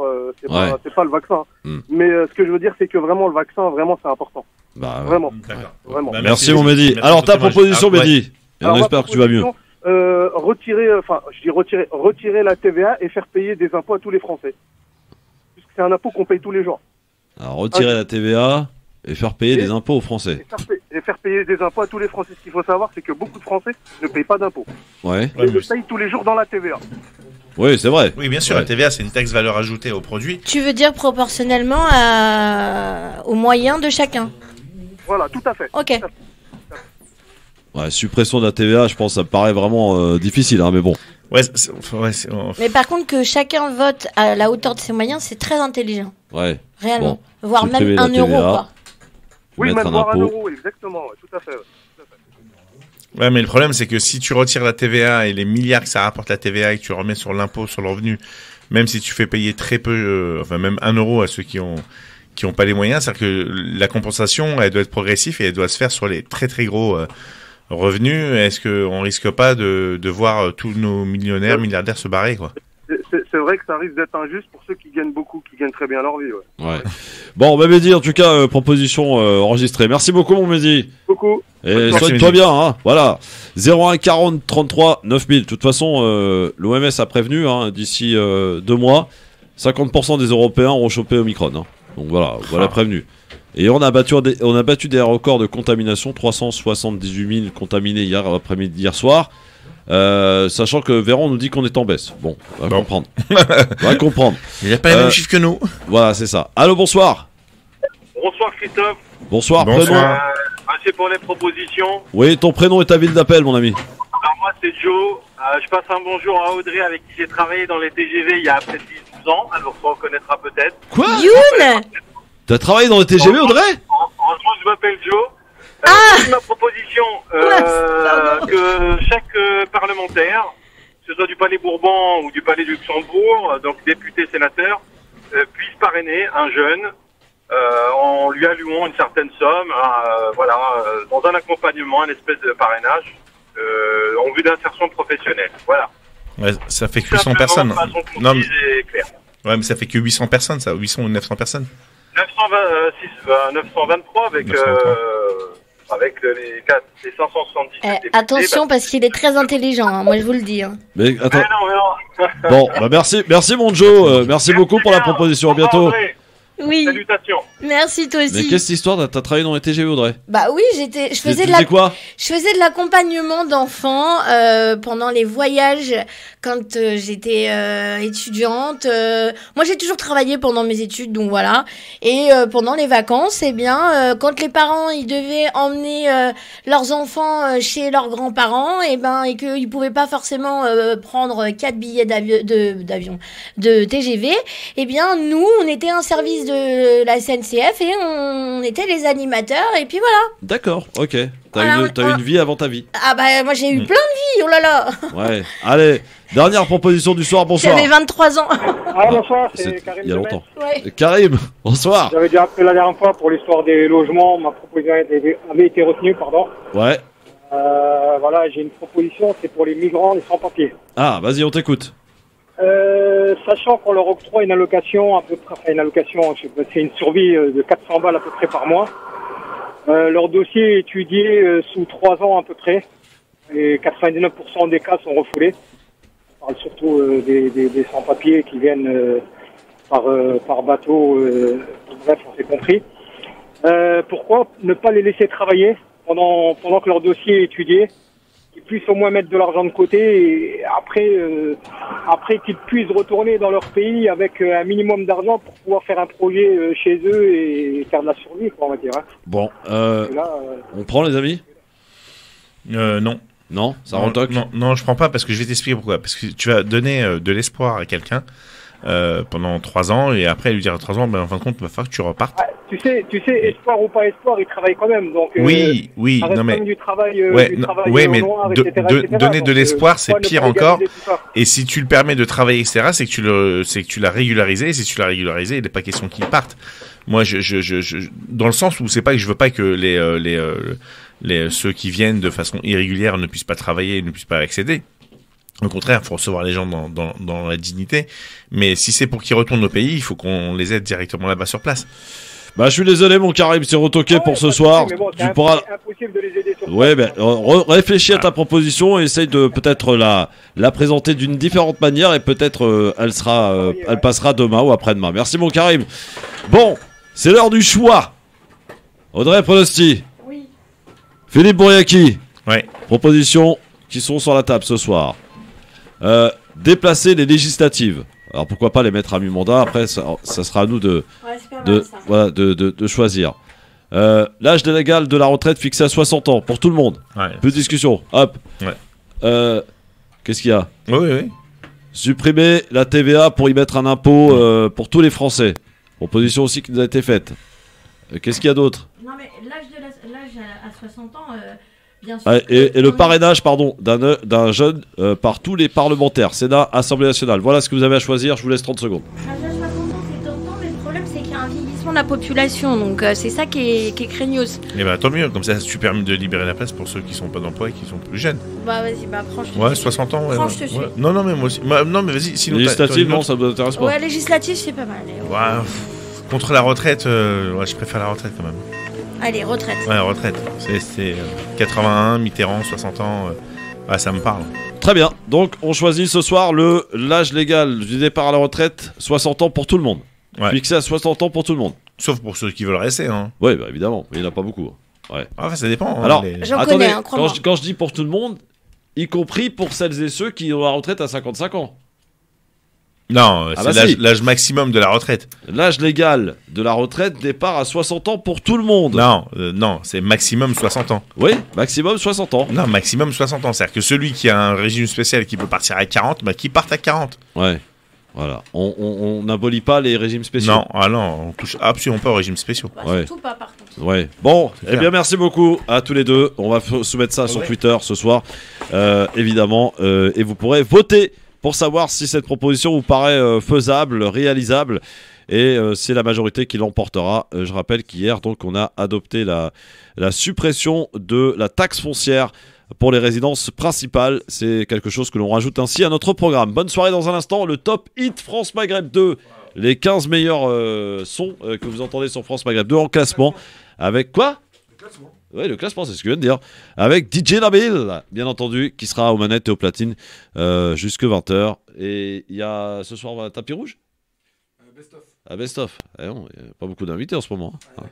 Covid, la canne, d'accord. 18h, salut tout le monde. Rendez-vous demain avec Nabil Sama et Maître Chardy.